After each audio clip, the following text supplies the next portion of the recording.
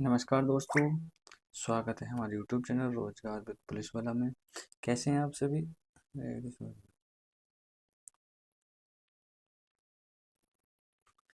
नमस्कार दोस्तों, स्वागत है हमारे YouTube चैनल रोजगार विद पुलिस वाला। आप देख रहे हैं रोजगार विद पुलिस वाला। जैसा आज हम स्टार्ट कर रहे हैं कंप्यूटर वन स्टॉप सॉल्यूशन, जो मोस्ट प्रोबेबिलिटी सभी एग्ज़ाम में आते हैं। स्पेशली ये सीरीज़ हमारी रहेगी जूनियर असिस्टेंट 5512 वैकेंसी, बीपीओ जो अभी हाल ही में एग्ज़ाम होने वाला है। 27 अप्रैल को आपको एग्ज़ाम लगा है, तो रिवीजन के लिए बेस्ट बुक है ये। यूपी एग्ज़ाम वालों की बुक है, और उस बुक का हम सारा जो क्वेश्चंस है पीडीएफ के माध्यम से आप लोगों को कराएंगे। तो बिल्कुल वीडियो में अंत तक बने रहें, देखते रहें। बहुत ही अच्छे से हम पढ़ेंगे इसमें। कंप्यूटर क्या होता है, कंप्यूटर का introduction, MS Word, Microsoft Word मतलब MS Office, Excel, generation of computer, language of computer, सारी चीज़ें हम पढ़ेंगे। डीप लर्निंग, आर्टिफिशियल इंटेलिजेंस क्या है, और विभिन्न परीक्षाओं में आए हुए क्वेश्चंस इस सीरीज के माध्यम से हम आपको बताएंगे। तो बिल्कुल भाई सभी लोग वीडियो में बने रहें, और सभी लोगों से रिक्वेस्ट है कि वीडियो को लाइक कर लें। चैनल पर नए आए हैं तो चैनल को सब्सक्राइब कर लें, साथ ही साथ बेल आइकन दबा लें। एक दिन में हम एक चैप्टर आपको कराएंगे। यह सीरीज लगभग 10 चैप्टर है इस बुक में, 100 पेज के पीडीएफ है। तो आपको 10 के 10 चैप्टर आपको इस वीडियो में करा दिए जाएंगे। अंत में हम लास्ट में सारी वीडियोस को एक कंबाइन करके आपको मैराथन क्लास इसमें लगा देंगे, जिससे कि आपका रिवीजन फुल्ली एक ही वीडियो में हो जाए। तो डेली आप लोग जुड़े रहें। तो पार्ट 1 शुरू करते हैं, देखते हैं। टाइम टेबल और टेबल ऑफ कंटेंट ये है आपका। Introduction of computer, generation of computer, यानी इंट्रोडक्शन ऑफ कंप्यूटर में ये हम पढ़ेंगे। इंटरनेट एंड डब्ल्यू ईमेल, ये सारी चीज़ें पढ़ेंगे। फिर है कंप्यूटर मेमोरी, मेमोरी कितने प्रकार की होती है, प्राइमरी मेमोरी क्या होती है, सेकेंडरी मेमोरी क्या होती है, ठीक है। Computer networking, number system, Microsoft PowerPoint, excel, e governance, ये सारी चीज़ें पढ़ेंगे, है ना। और फिर उसके बाद विभिन्न परीक्षा में आए हुए क्वेश्चन पढ़ेंगे। तो चलिए चलते हैं और देखते हैं हम पहला चैप्टर, ठीक है। तो ये हमारा इंट्रोडक्शन ऑफ कंप्यूटर, ठीक है। हेडिंग डालो इंट्रोडक्शन ऑफ कंप्यूटर। तो कंप्यूटर क्या है? कंप्यूटर एक लैटिन शब्द है जिसे कंप्यूट से लिया गया है। किससे? कंप्यूट से लिया गया है ना, जिसका अर्थ होता है गणना करना ना। कंप्यूटर क्या है? गणना करने वाला यंत्र, या योग करने के लिए जिसका प्रयोग होता है उसे क्या बोलते हैं? कंप्यूटर बोलते हैं। कंप्यूटर शब्द का अर्थ है गणना करने वाला उपकरण है, या फिर गणना करने वाला यंत्र। यह बिजली से चलने वाली एक इलेक्ट्रॉनिक मशीन है, तथा यह सॉफ्टवेयर व हार्डवेयर से मिलकर बना है, ठीक।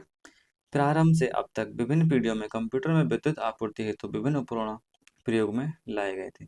कंप्यूटर शब्द का पूर्ण रूप है C4 common operating machine, purposely used for technological educational research, ठीक है। तो ये आपकी फुल फॉर्म है। हालांकि एग्जाम में आते नहीं है, लेकिन क्या हमें को हमको इसका पता हो। कभी कभी पूछ लेता है कि कंप्यूटर शब्द में टी का क्या मीन्स है, या कंप्यूटर शब्द में सी का क्या मीनिंग है ना। तो computer is an electronic data processing machine that assist data and instructions through input unit and process data and instructions into meaningful information. Computer के जनक बहुत ही इंपॉर्टेंट है, और बहुत ही एग्जाम में, मतलब सभी एग्जाम में लगभग पूछा जाता है। चाहे वो एएसआई का एग्जाम हो, चाहे कंप्यूटर ऑपरेटर का हो, चाहे यूपी प्लस का कोई भी एग्जाम हो, या रेलवे का हो, एनटीपीसी हो, सभी में ये बेसिक क्वेश्चंस तो इसमें आते ही आते हैं। इस बुक के माध्यम से आपको कोई भी एग्जाम है ना, कोई भी एग्जाम है, वो सारे लगभग लगभग 90% आपका कवर हो जाएगा इससे। अगर ये आपने बुक कर ली अच्छे से, तो आपको कहीं भी भागने की इधर उधर जरूरत नहीं पड़ेगी, ठीक है। तो कंप्यूटर के जनक कौन है? चार्ल्स बेबेज, ठीक। आधुनिक कंप्यूटर के जनक पूछता है तो कौन हो जाएंगे? Alan Turing. और कंप्यूटर साइंस के जनक कौन हो जाएंगे? एलन ट्यूरिंग, ठीक है। ये जाएंगे। उसके बाद देखिए, संगठित प्रोग्राम स्टोर प्रोग्राम की संकल्पना, है ना, जॉन वॉन न्यूमैन ने दी थी। कंप्यूटर विकसित होने से पहले लोग गिनती के लिए छड़ियों, पत्थरों और हड्डियों का उपयोग करते थे। जैसे जैसे तकनीकी उन्नत हुई और समय के साथ साथ मानव मस्तिष्क में सुधार हुआ और अधिक कंप्यूटिंग डिवाइस विकसित किए गए, जैसे अबेकस, नेपियर बोन्स आदि, इन उपकरणों का प्रयोग गणितीय गणना करने के लिए कंप्यूटर के रूप में किया गया। कुछ लोकप्रिय कंप्यूटिंग उपकरणों का वर्णन नीचे दिया गया है, जो प्राचीन काल से लेकर नवीनतम या सबसे उन्नत तकनीकी तक हैं। जैसे अबेकस। नंबर 1 क्या है? अबेकस। लगभग 4000 साल पहले चीनियों ने अबेकस का आविष्कार किया था और इसे पहला कंप्यूटर माना जाता है। कंप्यूटर का इतिहास अबेकस के जन्म से शुरू होता है। ठीक। फिर आता है संरचना। संरचना क्या है? अबेकस मूल रूप से एक लकड़ी का रैक, जैसा कि आप ये देख रहे हो ना, लकड़ी का रैक है जिसमें धातु की छड़ें होती हैं जिन पर मोती लगे होते हैं, ये जैसा आप ये देख रहे हो। ठीक। फिर आता है नंबर 2 नेपियर बोन। ये कंप्यूटर के ही टाइप है। ठीक है। आविष्कार कौन है? आविष्कारक हैं जॉन नेपियर्स, है ना। कौन है? जॉन नेपियर, जो स्कॉटलैंड के रहने वाले थे और 1617 में इसका आविष्कार हुआ। यह आयताकार पट्टियां होती हैं जिन्हें जानवरों की हड्डियों से बनाया जाता है। क्वेश्चन आता है कि कौन सा कंप्यूटर है जिसका जानवरों की हड्डियों का प्रयोग किस कंप्यूटर में किया जाता है? तो किसमें? नेपियर बोन्स में। ठीक। बोन से ही पता चल जाएगा कि हड्डियों का है। नेक्स्ट चलते हैं। इसमें गणना के लिए उपयोग की जाने वाली तकनीकों को राइबोलोजिया कहा जाता है। क्या कहा जाता है? राइबोलोजिया कहा जाता है। नेक्स्ट है स्लाइड रूल। आविष्कारक हैं विलियम आर्टरेट, 1622 जर्मनी में। इसमें दो विशेष प्रकार के चिन्हित पट्टियां होती थी जिन्हें बराबर में रखकर आगे पीछे खिसकाकर लघुगणक विधि के आधार पर सरलता से गणनाएं की जाती थी। नेक्स्ट है पास्कलाइन। पास्कलाइन क्या होता है? पास्कलाइन का आविष्कारक हैं ब्लेज पास्कल। नाम से क्लियर हो रहा है, 1642 में बना था। इसे प्रथम यांत्रिक गणना यंत्र और ऑडोमीटर व घड़ी के सिद्धांत पर आधारित था तथा केवल जोड़ और घटाव करता था। क्या करता था? जोड़ और घटाव करता था। ठीक। नेक्स्ट हमारा जैकार्ड लूम। जैकार्ड लूम के आविष्कारक हैं जोसेफ मैरी जैकार्ड। ठीक है, नाम से क्लियर हो जाएगा, जोसेफ मैरी जैकार्ड। यह दुनिया का प्रथम मैकेनिकल लूम था। क्या था? Mechanical loom. यह एक ऐसी बुनाई मशीन है जिसमें बुनाई के डिजाइन डालने के लिए छिद्र किए हुए कार्डों का उपयोग होता था। नेक्स्ट है फिर डिफरेंस इंजन। डिफरेंस इंजन, इसका आविष्कारक हैं कौन? Charles Babbage. कौन है? चार्ल्स बेबेज, जिन्हें आधुनिक कंप्यूटर के जनक यानी फादर ऑफ कंप्यूटर के रूप में भी जाना जाता है। ने 1820 के दशक की शुरुआत में डिफरेंस इंजन का आविष्कार किया था। डिफरेंस इंजन एक यांत्रिक कंप्यूटर था जो सरल गणनाएं करने में सक्षम था। यह भाप की मदद से काम करता था क्योंकि यह भाप से चलने वाली गणना मशीन थी और इसे लघुगणक तालिकाओं जैसे संख्याओं की तालिकाओं को हल करने के लिए डिजाइन किया गया था। ठीक। नेक्स्ट है एनालिटिकल इंजन। एनालिटिकल इंजन 1833 में चार्ल्स बेबेज ने एक और गणना मशीन विकसित की जो एनालिटिकल इंजन थी। एनालिटिकल इंजन एक यांत्रिक कंप्यूटर था जो इनपुट के रूप में पंच कार्ड का उपयोग किया जाता है। क्वेश्चन आता है आपका, पंच कार्ड का उपयोग किस में हो जाता होता है? तो पंच कार्ड का उपयोग एनालिटिकल इंजन में होता है।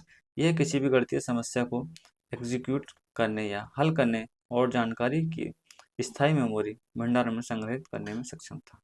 चलिए आगे बढ़ते हैं। नेक्स्ट है टेबुलेटिंग मशीन। नेक्स्ट क्या है? Tabulating machine. इस मशीन का उपयोग 1890 में अमेरिकी जनगणना में किया गया था।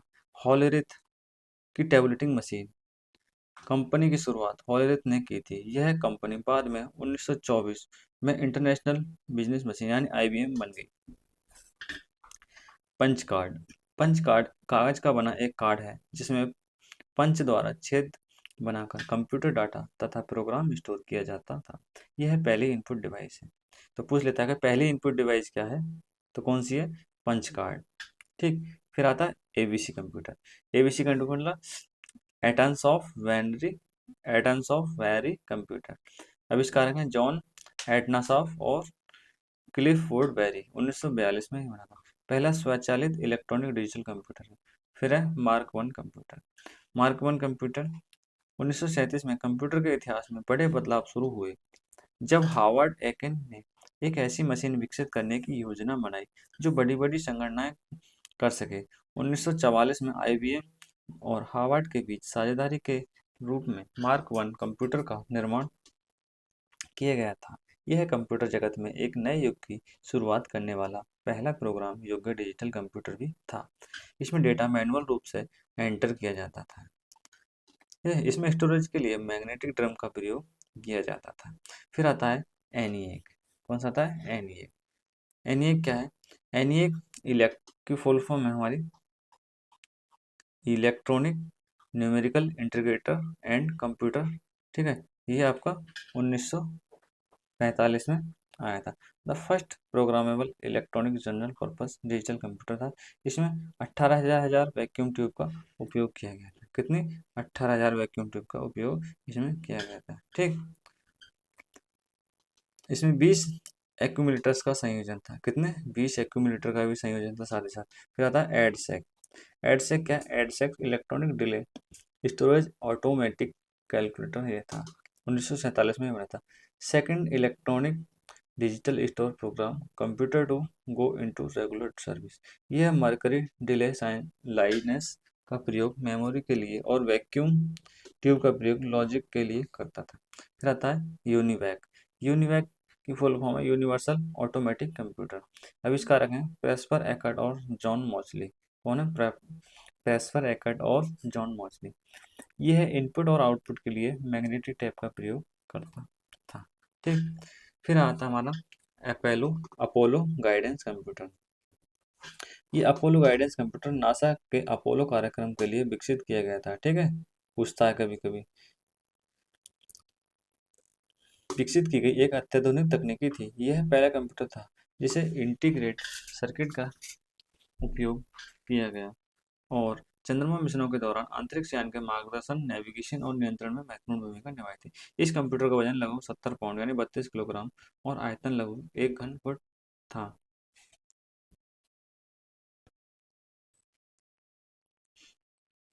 तथा इसको डिस्प्ले, कीबोर्ड, इंटरफेस का उपयोग करके संचालित किया जाता था। इसमें discrete silicon integrated circuit chips के साथ 2.048 मेगाहर्ट्ज की क्लॉक स्पीड वाला प्रोसेसर लगाया गया था। इस कंप्यूटर में 2K शब्दों की यानी 2000 शब्दों की रैम और 36,000 शब्दों की रोम, है ना, के रूप में प्रयोग की गई तथा यह कंप्यूटर 64 KB तक डेटा स्टोर कर सकता था। इस कंप्यूटर का पावर कंजप्शन लगभग 55 वाट था, यानी पावर कंजप्शन बहुत अधिक था। जनरेशन ऑफ कंप्यूटर, यानी जो कंप्यूटर की जनरेशन है वो कौन कौन सी, यानी पीढ़ी। तो बात करते हैं हम, 5 जनरेशन है। प्रथम पीढ़ी। प्रथम पीढ़ी में हार्डवेयर कौन सा यूज होता था? वैक्यूम ट्यूब होता था। पूछता है, क्वेश्चन आता है एग्जाम में कि वैक्यूम ट्यूब किस पीढ़ी का यूज होता था? तो वैक्यूम ट्यूब प्रथम पीढ़ी में यूज होता है। यह निम्न स्तरीय प्रोग्रामिंग भाषा का प्रयोग है। ठीक है, और इसमें मेमोरी के लिए पंच कार्ड का प्रयोग होता था। ऑपरेटिंग सिस्टम बैच, तो ये नहीं देखेंगे हम 3 चीज पढ़ेंगे, जनरेशन, हार्डवेयर और ये मेमोरी, उसके बाद एग्जाम्पल देखेंगे। ठीक, ये चीज पढ़ेंगे जो हमारी जरूरत की है। दूसरी पीढ़ी में क्या यूज हुआ? ट्रांजिस्टर का यूज हुआ दूसरी पीढ़ी में। ठीक, इसमें कौन कौन सी भाषा है? उच्च स्तरीय असेंबली भाषा प्रयोग। नेक्स्ट है हमारा क्या, इसमें मेमोरी में क्या है? Magnetic tape and punch card का यूज होने लगा। नेक्स्ट है, इसके एग्जांपल है हमारे CDC 1604, IBM 7030, यूनिवैक, है ना, ये सब सेकंड पीढ़ी के कंप्यूटर। फर्स्ट पीढ़ी के कंप्यूटर कौन से हैं? ENIAC, UNIVAC, एडवैक, IBM 701। फिर तीसरी पीढ़ी। तीसरी पीढ़ी हमारी 1969 से 1975 तक चली। इस चीज़ का भी, डेट का भी ध्यान रखेंगे। प्रथम पीढ़ी 1942 से 1955 के बीच में जो कंप्यूटर बने वो प्रथम पीढ़ी के अंतर्गत आए। 1955 से 1969 तक द्वितीय पीढ़ी के अंतर्गत, जिसमें ट्रांजिस्टर का यूज होता था। तीसरी पीढ़ी में हमारा IC का यूज होने लगा। ठीक है, इंटीग्रेटेड सर्किट। IC की फुल फॉर्म होती है इंटीग्रेटेड सर्किट। 1969 से 1975, इसमें हाई लेवल लैंग्वेज का विकास हुआ और उसके हुआ लार्ज मैग्नेटिक कोर का यूज होने लगा मेमोरी के तौर पर। और इसमें एग्जांपल आपके IBM 360, 370, PDPV, CDC 6600। चौथी पीढ़ी के कंप्यूटर में मेमोरी की जगह क्या यूज हुआ? VLSI यानी वेरी लार्ज स्केल इंटीग्रेशन, है ना, वेरी लार्ज स्केल इंटीग्रेशन। ठीक, इसमें CSQL भाषा का प्रयोग तथा GUI आधारित ऑपरेटिंग सिस्टम का निर्माण होने लगा। फिर इसमें मैग्नेटिक डिस्क जैसे HDD, hard disk drive, floppy disk drive और DVD का यूज होने लगा मेमोरी की तरह। और फिर क्या है, इसमें Cray 1, Cray 2, एप्पल ये यूज होते हैं एग्जाम्पल। पांचवी पीढ़ी 1989 से लेकर अब तक चल रही है।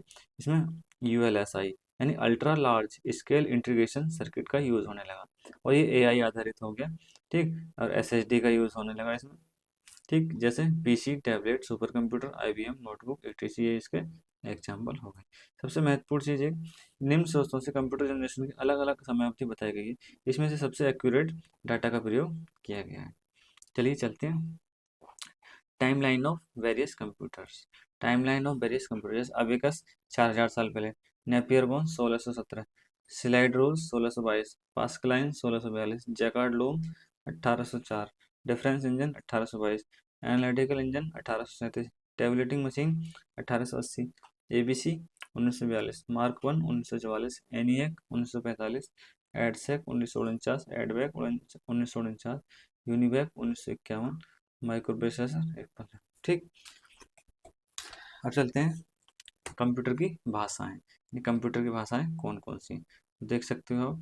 ये हमारी कंप्यूटर की भाषा। कंप्यूटर भाषा का उपयोग कंप्यूटर सिस्टम में निर्देश देने के लिए किया जाता है। कंप्यूटर मुख्यतः बाइनरी भाषा समझता है।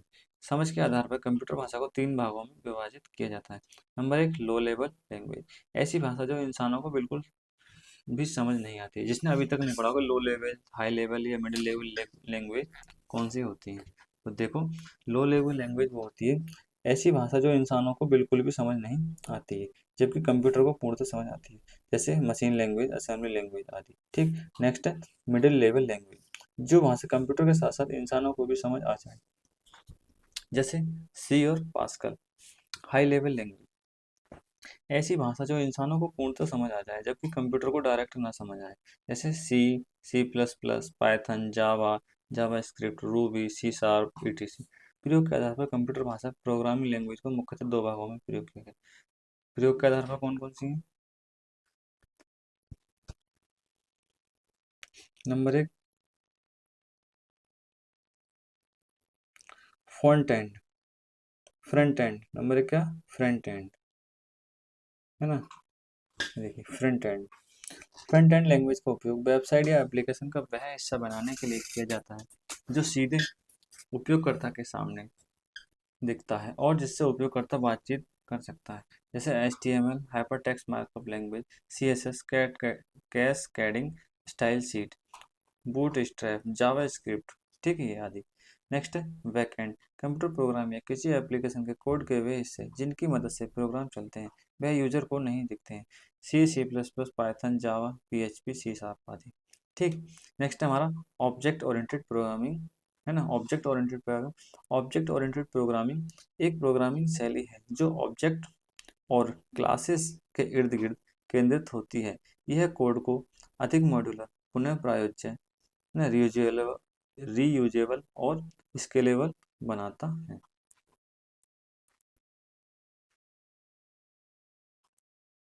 नेक्स्ट है हमारा फीचर्स। फीचर्स क्या क्या है इसकी? क्लास 1, यह एक ब्लूप्रिंट या टेम्पलेट होता है जिससे ऑब्जेक्ट बनाए जाते हैं। ठीक, तो कैसी लग रही है क्लास 1? साथ में साथ लाइक भी करते रहो वीडियो। ठीक, नेक्स्ट है हमारा ऑब्जेक्ट। सेकंड क्या है? ऑब्जेक्ट। ऑब्जेक्ट क्या है? यह क्लास का एक वास्तविक उदाहरण होता है। थर्ड है एनकैप्सुलेशन, डेटा को छुपाने की प्रक्रिया जिससे केवल आवश्यक जानकारी ही बाहरी दुनिया को उपलब्ध होती है। इनहेरिटेंस, इनहेरिटेंस क्या है? एक क्लास दूसरी क्लास की प्रॉपर्टीज और मेथड्स को प्राप्त कर सकती है। फिर है नंबर 5, पॉलीमॉर्फिज्म। पॉलीमॉर्फिज्म में एक ही मेथड अलग अलग कार्य कर सकता है। नंबर 6 है एब्स्ट्रैक्शंस, अनावश्यक विवरण छुपाकर केवल महत्वपूर्ण जानकारी प्रदान करना करना। ये ये टर्मोलॉजी इनको याद रखेंगे, कौन सा शब्द का क्या मीनिंग है, ठीक है, याद रखेंगे। फिर है प्रिमिटिव और नॉन प्रिमिटिव। डेटा जो 2 प्रकार का होता है, प्रिमिटिव और नॉन प्रिमिटिव। ये डीबीएमएस में भी हम देखो, प्रिमिटिव डेटा क्या होता है? प्रिमिटिव और नॉन प्रिमिटिव। प्रिमिटिव होता है, प्रिमिटिव डेटा का मतलब मूलभूत या प्रारंभिक होता है। कंप्यूटर विज्ञान में प्रिमिटिव डेटा प्रकार ये बेबुनियादी डेटा प्रकार होते हैं जो सीधे सिस्टम द्वारा सपोर्ट किए जाते हैं। यानी जो डेटा सिस्टम सपोर्ट करता है उसे प्रिमिटिव बोलते हैं। जो डेटा सिस्टम सपोर्ट नहीं करता है या कह सकते हैं जो अधिक अलग से यूज होता है, यानी जो सिस्टम के अंतर्गत होता है उसे प्रिमिटिव होता है। जो नॉन प्रिमिटिव होता है जो सिस्टम जो मतलब यूजर के द्वारा प्रोवाइड कराया जाता है वो क्या हो जाता है? Non primitive. जैसे array, object, string, structure, union, link list, stack, queue. ठीक है, ये बाद में हम पढ़ेंगे स्टैक क्या होता है, क्यू क्या होता है, जैसे लीफो क्या होता है, एरे क्या आता है ना। Array is a collection of data, stack है ना। स्ट्रक्चर क्या होता है, लिंक लिस्ट क्या होता है। ठीक, एक लीनियर नॉन लीनियर डेटा क्या होता है, ये सारी चीज़ें हम बाद में पढ़ेंगे। तो पहले ही देखते हैं प्रिमिटिव डेटा और नॉन प्रिमिटिव। प्रिमिटिव में क्या जाएगा? Int, character, float, Boolean. ठीक, ये प्रिमिटिव में।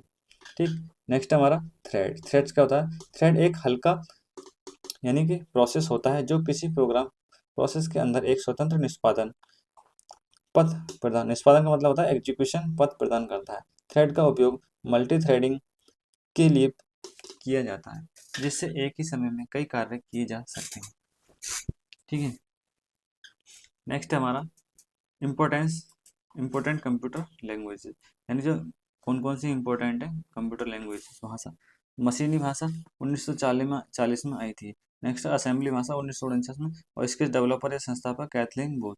नेक्स्ट है फोर्ट्रान जॉन वैकस, इसके कौन है संस्थापक, ये डेवलपर।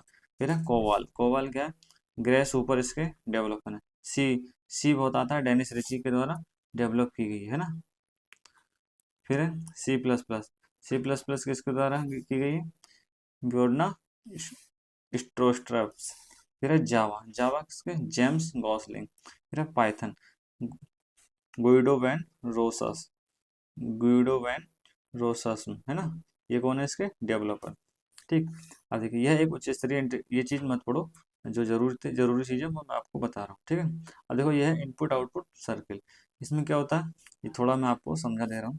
जैसे आपका सबसे पहले कोई इनपुट आपने दिया है ना, इनपुट दिया, इसके लिए इनपुट का क्या होता है, प्रोसेस होता है, और प्रोसेस होकर क्या होता है, आउटपुट हो जाता है, और आउटपुट के बाद जो आपका स्टोरेज में होता है। मान लो हमने कोई डेटा एंटर किया, तो सबसे उसे जो डेटा एंटर किया उसे बोलेंगे इनपुट।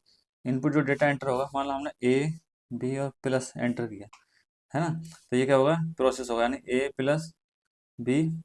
अब जो इसका रिजल्ट होगा वो आउटपुट में आ जाएगा, और ये जो रिजल्ट आउटपुट में आएगा वो क्या हो जाएगा, स्टोरेज हो जाएगा। ठीक है, ये होता है।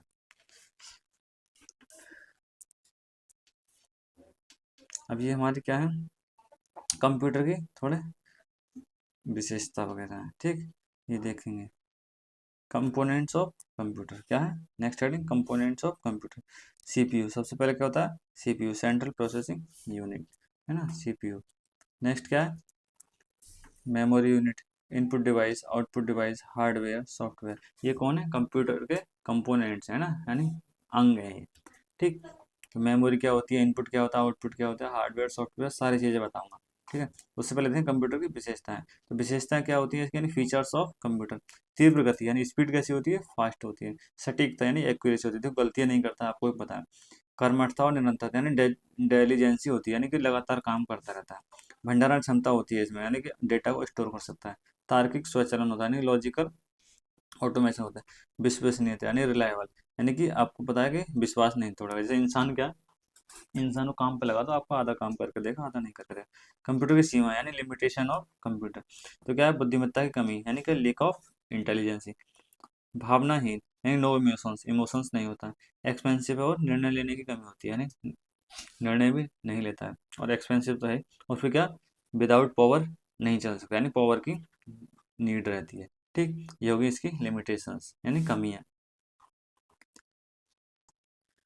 और कौन कौन सी कमियां हैं, मनुष्य पर निर्भर रहता है, क्या रहता है, मनुष्य पर निर्भर, यानी कि डिपेंडेंसी ऑफ ह्यूमन, क्या होगी, डिपेंडेंसी ऑफ ह्यूमन।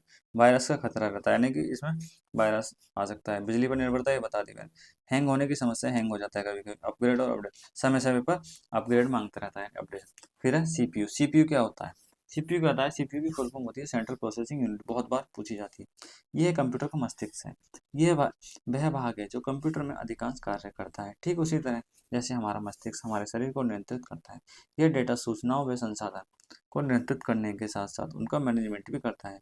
सीपीयू प्रोग्रामों से निर्देश प्राप्त करता है और गणना करता है, जिस वजह से यह किसी भी कंप्यूटिंग डिवाइस का हार्ट माना जाता है। ठीक है, क्या माना जाता है, कंप्यूटिंग डिवाइस का हार्ट माना जाता है सीपीयू।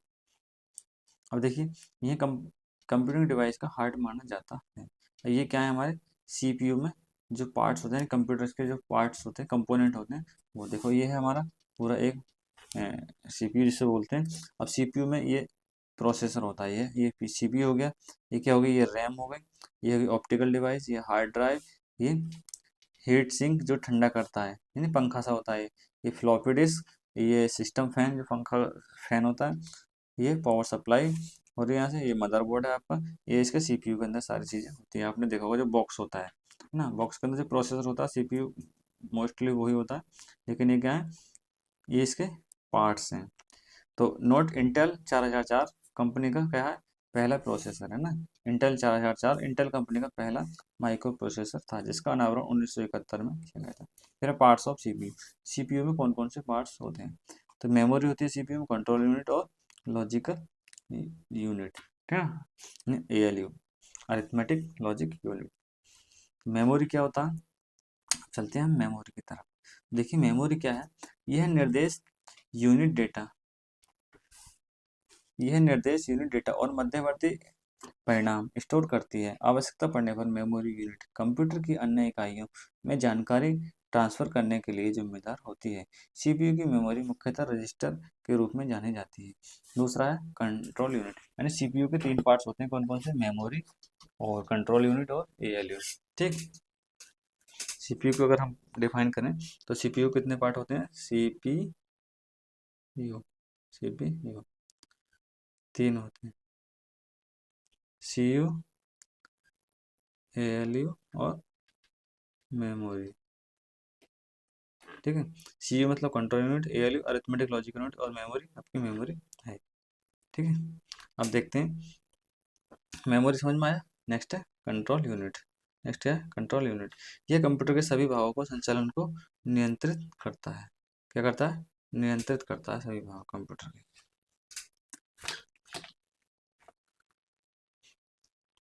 लेकिन यह कोई डेटा प्रोसेस ऑपरेशन नहीं करता है।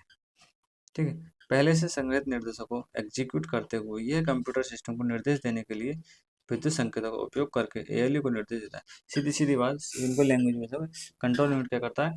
कंट्रोल करता है एग्जीक्यूशन को, है ना। क्या करता है? सिस्टम को कंट्रोल करता है। फिर है एएलयू। एएलयू क्या? Arithmetic logical unit. इसमें क्या है, जो हमारे अरिथमेटिक और लॉजिकल जो ऑपरेशन होते हैं, प्लस माइनस गुणा भाग मल्टीप्लाई डिवाइड, ये सारे क्या, और logical greater than less than, इन सभी ऑपरेशंस को एलिमिनेट करता है, यानी एग्जीक्यूट करता है। कौन सा? एएलयू। ठीक है, सिंपल लैंग्वेज में चीज़ें समझाता रहूँगा बीच बीच में आपको। Work of CPU. सीपीयू का क्या कार्य है? तो कंप्यूटर प्रोसेस का मुख्य कार्य निर्देशों को एग्जीक्यूट करना और आउटपुट उत्पन्न करना है। कंप्यूटर सीपीयू के मूलभूत कार्य यानी फैच, डिकोड और एग्जीक्यूट है। तो फैच क्या होता है, डिकोड क्या होता है और एग्जीक्यूट क्या होता है? फैच पहले मेमोरी द्वारा सीपीयू निर्देश प्राप्त करता है।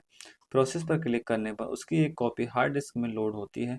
बाइनरी नंबर की यह फाइल डेटा बफर के माध्यम से रैम से सीपीयू तक भेजी जाती है। इसी बफर के आधार पर निर्धारित होता है कि कंप्यूटर कितने बिट का है। अगर एक बार में बफर में 32 बिट जा रहे हैं तो कंप्यूटर 32 बिट का है, 64 बिट जा रहे हैं तो कंप्यूटर 64 बिट का है। यही क्या कहलाता है? फैच कहलाता है, यानी डेटा किस स्पीड से आपका कंप्यूटर में जा रहा है ना, किस बिट से, कितनी बिट से ट्रांसफर हो रहा है। ठीक है, नेक्स्ट है डिकोड। जब इनपुट सीपीयू में एंटर किया जाता है तो उन निर्देशों को डिकोड करने की आवश्यकता होती है। कंट्रोल यूनिट की मदद से डिकोडिंग की प्रक्रिया होती है। अब समझ में आया कंट्रोल यूनिट का काम। नेक्स्ट है एग्जीक्यूट। एग्जीक्यूट डिकोड चरण के बाद निर्देश एग्जीक्यूट किया जाता है। स्टोर, स्टोर क्या होता है? निष्पादन चरण के बाद निर्देश मेमोरी में स्टोर किया जाता है। यानी फिर इसके बाद क्या होता है, एक सबसे पहले फैच डेटा जाएगा, उसके बाद डिकोड होगा, वो डेटा जो भी एंटर होगा डेटा वो डिकोड हो जाएगा, और क्या हो जाएगा, उसके बाद एग्जीक्यूट हो जाएगा, और एग्जीक्यूट होने के बाद क्या हो जाएगा, स्टोर हो जाएगा, है ना, मेमोरी में। Type of CPU. ठीक, ये नहीं पढ़ेंगे हम क्योंकि ये हमारे एग्जाम और पॉइंट ऑफ व्यू से इंपॉर्टेंट नहीं है किसी भी एग्जाम के लिए। ठीक है, कुछ चीज़ें ऐसी होती हैं जिनको छोड़ना होता है एग्जाम। तो उसके बाद देखेंगे हम कि मदरबोर्ड क्या होता है ना, ये चीज़ देखेंगे, ये इंपॉर्टेंट है, मदरबोर्ड क्या होता है। तो मदरबोर्ड क्या होता है? मदरबोर्ड कंप्यूटर का एक मुख्य हिस्सा है जो सभी हार्डवेयर घटकों को एक साथ जोड़ता है। कि एक प्रिंटेड सर्किट बोर्ड होता है जिस पर कई इलेक्ट्रॉनिक सर्किट और कनेक्टर्स लगे होते हैं। मदरबोर्ड कंप्यूटर की नींव होता है क्योंकि यह सीपीयू, आप CPU, RAM, storage device, HDD और एसएसडी, ग्राफिक्स कार्ड और अन्य पेरिफेरल डिवाइस जैसे कीबोर्ड, माउस, प्रिंटर को जोड़ने का काम करता है। आपको समझ में आ गया हो कि मदरबोर्ड नाम से पता लगा, माँ क्या होती है, पूरे परिवार को संभाल के चलती है, उससे बच्चे, पिताजी सारे जुड़े हुए होते हैं। इसी टाइप से ये कंप्यूटर का क्या है, मदरबोर्ड है ना, एक सर्किट सा होता है और उसमें क्या है, सारे कंपोनेंट्स आपके जुड़े होते हैं। मदरबोर्ड के मुख्य घटक, यानी उसके घटक कौन कौन से, जैसे सीपीयू सॉकेट, रैम स्लॉट, ये सब क्या है, इसके मदरबोर्ड के मुख्य घटक हैं।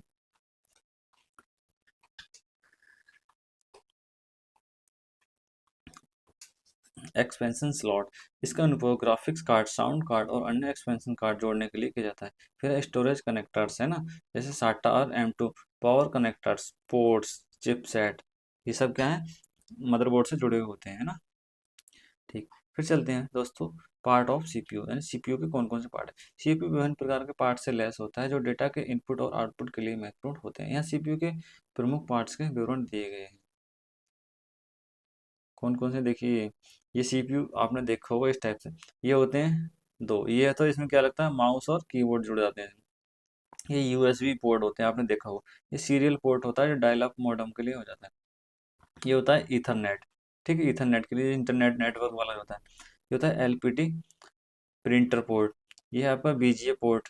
ये आगे बताएं स्पीकर के लिए, ये वाला होते हैं। ये लाइन इन, ये माइक्रोफोन के लिए, और ये होता है हमारा जॉयस्टिक के लिए। जॉयस्टिक जो गेम खेलने के यूज में आता है वो यूज होता है यहाँ पे।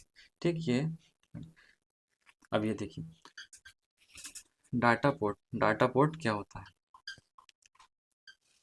डाटा पोर्ट क्या होता है? डाटा पोर्ट सीपीयू के डाटा पोर्ट का उपयोग सीपीयू और अन्य डिवाइसों के बीच डेटा संचार के लिए किया जाता है। उपयोग डेटा को प्रोसेस करने और स्टोर करने में मदद करता है। Address port. एड्रेस पोर्ट का उपयोग मेमोरी में डेटा के स्थान को निर्धारित करने के लिए किया जाता है। उपयोग यह मेमोरी में डेटा को पढ़ने या लिखने के लिए सही एड्रेस को चुनने में सहायक होता है। नेक्स्ट है कंट्रोल पोर्ट। कंट्रोल पोर्ट का उपयोग विभिन्न नियंत्रण सिग्नल्स को भेजने के लिए किया जाता है। दोस्तों सीपीयू को अन्य डिवाइसों के साथ समन्वय करने में मदद करता है। नेक्स्ट है इनपुट आउटपुट पोर्ट। तो इनपुट आउटपुट पोर्ट का उपयोग आउटपुट डिवाइसों के साथ डेटा संचारित करने के लिए किया जाता है। उपयोग क्या है इसका? कीबोर्ड, माउस, प्रिंटर और डिस्प्ले जैसी डिवाइसों के साथ इंटरफेस करने में मदद करता है। इंटरफेस मतलब कनेक्ट करने में। फिर है यूएसबी पोर्ट। यूएसबी पोर्ट का उपयोग आप विभिन्न मतलब आप बहुत अच्छी तरह से जानते होंगे क्या होता है, विभिन्न यूएसबी डिवाइसों को कनेक्ट करने के लिए किया जाता है। ठीक,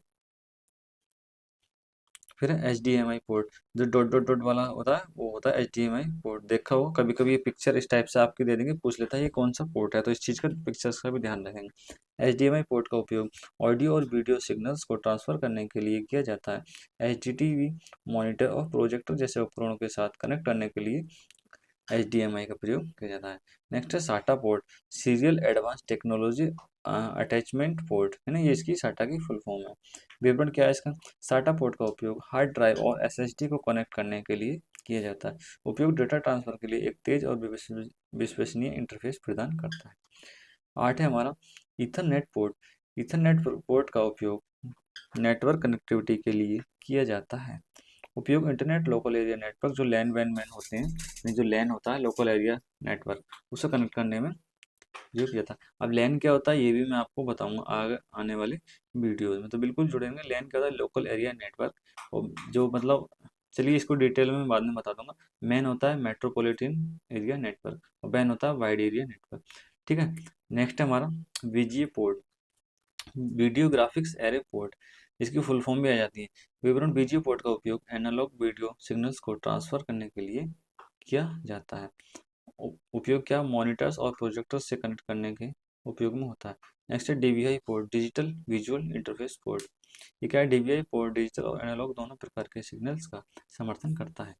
हाई डेफिनेशन मॉनिटर्स और प्रोजेक्टर से कनेक्ट करने के लिए इसका प्रयोग किया जाता है। डिस्प्ले पोर्ट क्या होता है? यह डिजिटल ऑडियो और वीडियो सिग्नल्स के लिए उच्च बैंडविड्थ वाला पोर्ट है। हाई डेफिनेशन डिस्प्ले डिवाइस से कनेक्ट करने के लिए उपयोग होता है। नेक्स्ट है ऑडियो पोर्ट। ऑडियो पोर्ट क्या है? ऑडियो पोर्ट का उपयोग साउंड डिवाइसों को कनेक्ट करने के लिए किया जाता है। नेक्स्ट है फायर वायर पोर्ट, यानी IEEE 1394। यह डेटा ट्रांसफर के लिए उच्च गति का पोर्ट है। वीडियो कैमरे और अन्य उच्च बैंडविड्थ डिवाइसों से कनेक्ट करने के लिए, यानी जो हाई स्पीड वाला डेटा होता है उस पर यूज होता है। फिर आता है कंपोनेंट्स ऑफ कंप्यूटर। कंप्यूटर के कंपोनेंट कौन करते हैं? कंप्यूटर दो प्रकार के कंपोनेंट होते हैं, हार्डवेयर और सॉफ्टवेयर। हार्डवेयर क्या होता है? सॉफ्टवेयर का। हार्डवेयर क्या होता है? जिसको हम छू सकते हैं, जिसको हम आंखों से देख सकते हैं, यानी we can touch and see. और सॉफ्टवेयर क्या होता है? जिसको we can not touch and we can not see. ठीक है, कंप्यूटर सिस्टम जिन कंपोनेंट से मिलकर बना होता है उन्हें हार्डवेयर कहते हैं। इन हार्डवेयर को चलाने के लिए सॉफ्टवेयर का प्रयोग होता है। कंप्यूटर हार्डवेयर कंप्यूटर का भौतिक उपकरण है जिसे हम देख और छू सकते हैं। उदाहरण के लिए monitor, CPU unit, mouse, joystick आदि उपकरणों का प्रयोग करके हम इनपुट और आउटपुट जैसे कंप्यूटर संचालन को नियंत्रित कर सकते हैं। ठीक, इनपुट और आउटपुट सोर्स जो बाहर से कंप्यूटर में कनेक्ट होता है उसे पेरिफेरल डिवाइस कहते हैं, है ना, जो बाहर से वो भी बताते हैं। फिर आता है इनपुट डिवाइस। इनपुट डिवाइस क्या होता है? इलेक्ट्रोमैग्नेटिक उपकरण जो यूजर से डेटा निर्देश का एक सेट स्वीकार करते हैं और फिर उस डेटा को मशीन पठनी और इनपुट डिवाइस के रूप में जाना जाता है। पहला इनपुट डिवाइस, देखो क्वेश्चन आ गया, पहला इनपुट डिवाइस क्या है जो मैंने अभी बताया था, तो क्या है? Punch card. एग्जाम्पल है आपके इनपुट डिवाइस के keyboard, mouse, joystick, track ball, light pen, scanner, OCR, MICR, barcode reader, web camera, digital camera और टच स्क्रीन आदि।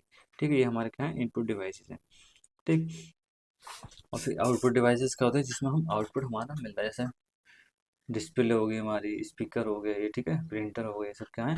आउटपुट डिवाइसेस होती हैं। तो यही पढ़ेंगे। तो सबसे पहले देखते हैं इम्पोर्टेंट इनपुट डिवाइस। ठीक। एक एक करके सारी चीज़ें डिफाइन करेंगे। सबसे पहला है कीबोर्ड। कीबोर्ड देखो बहुत ही इंपॉर्टेंट है, ये इनपुट डिवाइस का होता है कीबोर्ड। टेक्स्ट और डेटा को टाइप करने के लिए ये उपयोग किया जाता है। इसमें विभिन्न कुंजियाँ होती हैं जो अल्फान्यूमेरिक और फंक्शन कीज के रूप में प्रयोग होती हैं। सबसे पहला आता है फंक्शन की। फंक्शन की कितनी होती हैं? 12 होती हैं। कितनी होती हैं? 12 होती हैं। F1 से लेकर F12 तक। ये वाली जो देख रहे हो आप कीबोर्ड में, ये सारी कैसी हैं? फंक्शन की हैं। ठीक। अब एक एक करके हम इसको फंक्शन की को डिफाइन भी करेंगे आपके लिए। F1 आमतौर पर मदद के लिए प्रयोग की जाती है, पूछ लेता है एग्जाम में। F2 क्या? फाइल का नाम बदलने के लिए। F3 खोज फंक्शन के लिए।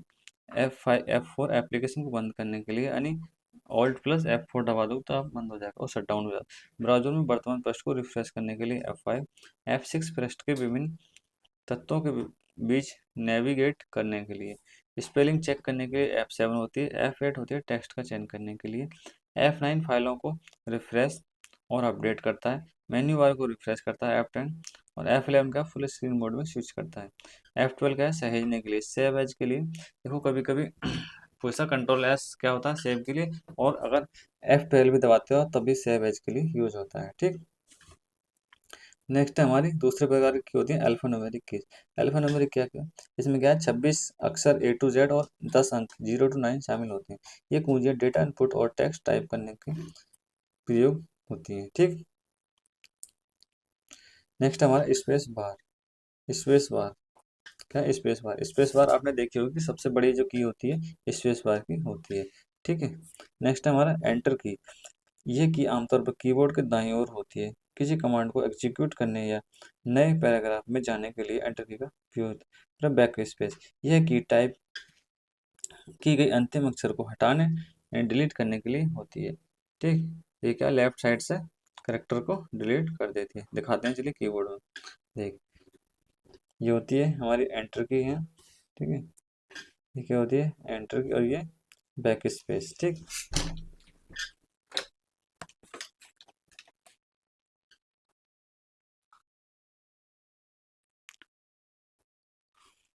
नेक्स्ट हमारी डिलीट की। कौन सी?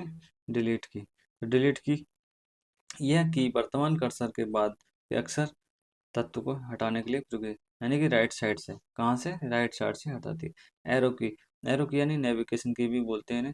ये 4 कुंजियाँ होती हैं, देखा होगा आपने, एक इस तरह से होगी, एक इस तरह से, एक इस तरह से और एक इस तरह से। तो ये 4 कुंजियाँ होती हैं, ऊपर नीचे दाएं बाएं। स्क्रीन पर कर्सर को एक दिशा से नेविगेट करने के लिए होते हैं, यानी कर्सर को ऊपर नीचे करने के लिए। फिर है नंबर पैड। नंबर पैड यह कीबोर्ड के दाईं ओर स्थित होता है। न्यूमेरिक टाइप का डेटा एंट्री और गणना करने के लिए। शिफ्ट की। यह की आमतौर पर दोनों ओर होती है। बड़ा अक्षर टाइप करने के लिए, यानी आपने जब टाइपिंग करोगे, अगर एएसआई की आप तैयारी कर रहे हो या जूनियर स्टैंड की, तो टाइपिंग करते हो तो आपको पता होगा शिफ्ट की कौन सी होती है, एल्ट की कौन सी होती है ना, कंट्रोल की, ऑल्ट की, ये सारी चीज़ें आपको पता होना चाहिए। ठीक। कंट्रोल की, ऑल्ट की, फंक्शन की, मॉडिफायर कीज, है ना, ये कीज अन्य कुंजियों के साथ मिलकर कार्य करती हैं। तो जैसे शिफ्ट, कंट्रोल, ऑल्ट, ये सब क्या है? मॉडिफायर की हैं। और फंक्शन की कौन सी है? की लैपटॉप कीबोर्ड पर होती है, अन्य कुंजियों के साथ मिलकर विशेष कार्य को एग्जीक्यूट करती है फंक्शन। टॉगल की। टॉगल की ऑन या ऑफ फीचर होता है, इसके अंतर्गत निम्न कुंजियाँ आती हैं। टॉगल की कौन सी होती हैं? जैसे कैप्स लॉक ऑन हो गया, नंबर लॉक ऑन हो गया, स्क्रॉल लॉक, ये सब क्या होती है? ये होती हैं आपकी टॉगल कीज। नेक्स्ट हमारा एस्केप की। एस्केप की क्या होती है? टू कैंसिल और स्टॉप लास्ट कमांड, यानी जो भी कमांड है उसको स्टॉप करने के लिए। फिर है पॉइंटिंग डिवाइस। नेक्स्ट आता है पॉइंटिंग डिवाइस क्या होते हैं? तो पॉइंटिंग डिवाइस यह एक प्रकार की इनपुट डिवाइस है जिससे मुख्यतः जीयूआई में प्रयोग किया जाता है। जीयूआई मतलब graphical user interface. Pointing device का प्रयोग कमांड को सेलेक्ट करने के लिए तथा ड्राइंग के उद्देश्य हेतु किया जाता है, जैसे mouse, touch pad, track ball, stylus, joystick, light pen, etc। चलिए दोस्तों आगे चलते हैं। वीडियो कैसी लग रही है कमेंट बॉक्स में जरूर बताएं। नेक्स्ट हमारा सेकंड है mouse. Graphical user interface GUI में पॉइंटिंग और नेविगेट करने के लिए प्रयोग किया जाता है। आमतौर पर इसमें 2 बटन और एक स्क्रॉल होता है। माउस में प्रयुक्त पॉइंटर को कर्सर कहते हैं। माउस का आविष्कार 1964 में डगलस एंगलबर्ट ने किया था। किसने? डगलस एंगलबर्ट द्वारा किया गया था। उन्होंने पहला ग्राफिकल माउस बनाया जो लकड़ी और धातु से बना था। उद्देश्य क्या? माउस का उद्देश्य कंप्यूटर के साथ बातचीत को सरल बनाना ताकि उपयोगकर्ता आसानी से ग्राफिकल यूजर इंटरफेस के माध्यम से डेटा के साथ बातचीत कर सके। नेक्स्ट है टाइप ऑफ माउस। माउस के प्रकार। माउस ऑप्टिकल माउस और लेजर माउस। माउस कितने प्रकार के होते हैं? ऑप्टिकल और लेजर माउस होता है। ठीक। थर्ड हमारा ब्लूटूथ माउस, यानी बिना तार के संचार के जो चलता है वो ब्लूटूथ हो गया।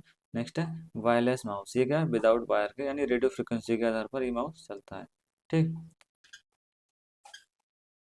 पांचवा है ट्रैक बॉल माउस। इसमें एक स्थिर बॉल होती है जिसे उपयोगकर्ता अपनी उंगलियों से घुमाते हैं। यह सीमित स्थान में काम करने के लिए बेहतर है। माउस के भाग। माउस में कौन कौन से पार्ट्स होते हैं? बटन होता है, स्क्रॉल व्हील होता है, और क्या होता है? सेंसर होता है। ठीक। सेंसर होता है। ऑप्टिकल या लेजर माउस में सेंसर होता है जो सतह की गति को पहचानता है। माउस की गति और दिशा को नियंत्रित करता है। फिर आता है माउस का कार्य, है ना? माउस के कार्य। माउस के क्या क्या कार्य हैं? Left click, drag and drop, scrolling और राइट क्लिक। माउस के कार्य क्या है? बाएं बटन को दबाकर किसी आइटम का चयन करना, सिंगल क्लिक का उपयोग, डबल क्लिक का उपयोग टू ओपन एन ऑब्जेक्ट को ओपन करने के लिए डबल क्लिक का उपयोग करते हैं। ड्रैग एंड ड्रॉप, किसी आइटम को खींचकर एक स्थान से दूसरे स्थान पर ले जाना, यह प्रक्रिया लेफ्ट क्लिक की मदद से की जाती है। फिर आता है स्क्रॉलिंग। स्क्रॉल व्हील का उपयोग करके पृष्ठ को ऊपर और नीचे करना। राइट क्लिक, राइट क्लिक दाएं बटन का उपयोग करके संदर्भ मेन्यू खोलना। है माउस के उपयोग। माउस के क्या क्या उपयोग है? माउस नेविगेशन में उपयोग होता है। माउस का उपयोग स्क्रीन पर कर्सर को नियंत्रित करने के लिए किया जाता है, जिससे उपयोगकर्ता विभिन्न आइकनों और मेन्यू के बीच आसानी से नेविगेट कर सकते हैं। Data input. Data input mouse का उपयोग फाइलों को खोलने, सहेजने और विभिन्न कार्यों को करने के लिए किया जाता है। गेमिंग। गेमिंग में माउस का उपयोग अधिक सटीकता और प्रतिक्रिया के लिए किया जाता है। ठीक। नेक्स्ट है स्कैनर। स्कैनर क्या होता है ना? स्कैनर क्या होता है? स्कैनर का आविष्कार स्कैनर का स्कैनर की पहली तकनीक का विकास 1950 के दशक में हुआ था, लेकिन इसका व्यावसायिक उपयोग 1970 और 1980 के दशक में बढ़ा था। उद्देश्य। स्कैनर का मुख्य उद्देश्य दस्तावेजों और छवियों को डिजिटल रूप से परिवर्तित करना है, हार्ड कॉपी से सॉफ्ट कॉपी में, ताकि उन्हें आसानी से संग्रहित, संपादित और साझा किया जा सके। स्कैनर के प्रकार। Flatbed scanner. क्या? Number 1 flatbed scanner. विवरण। यह एक सपाट सतह होती है जहां दस्तावेज या चित्र रखे जाते हैं। स्कैनिंग करते समय एक प्रकाश दस्तावेज के नीचे से गुजरता है, जैसे आपने देखा होगा। मोर वर्सेटाइल देन शीट फेड। उपयोग। सामान्य कार्यालय उपयोग और तस्वीरों को स्कैनिंग के लिए। नंबर 2 है डॉक्यूमेंट स्कैनर। यह स्कैनर विशेष रूप से दस्तावेजों को स्कैन करने के लिए डिजाइन किया गया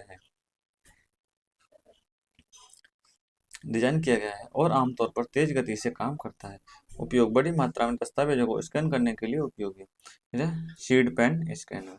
शीट पेन स्कैनर। यह स्कैनर अपने आप दस्तावेजों को स्कैनिंग के लिए फीड करता है।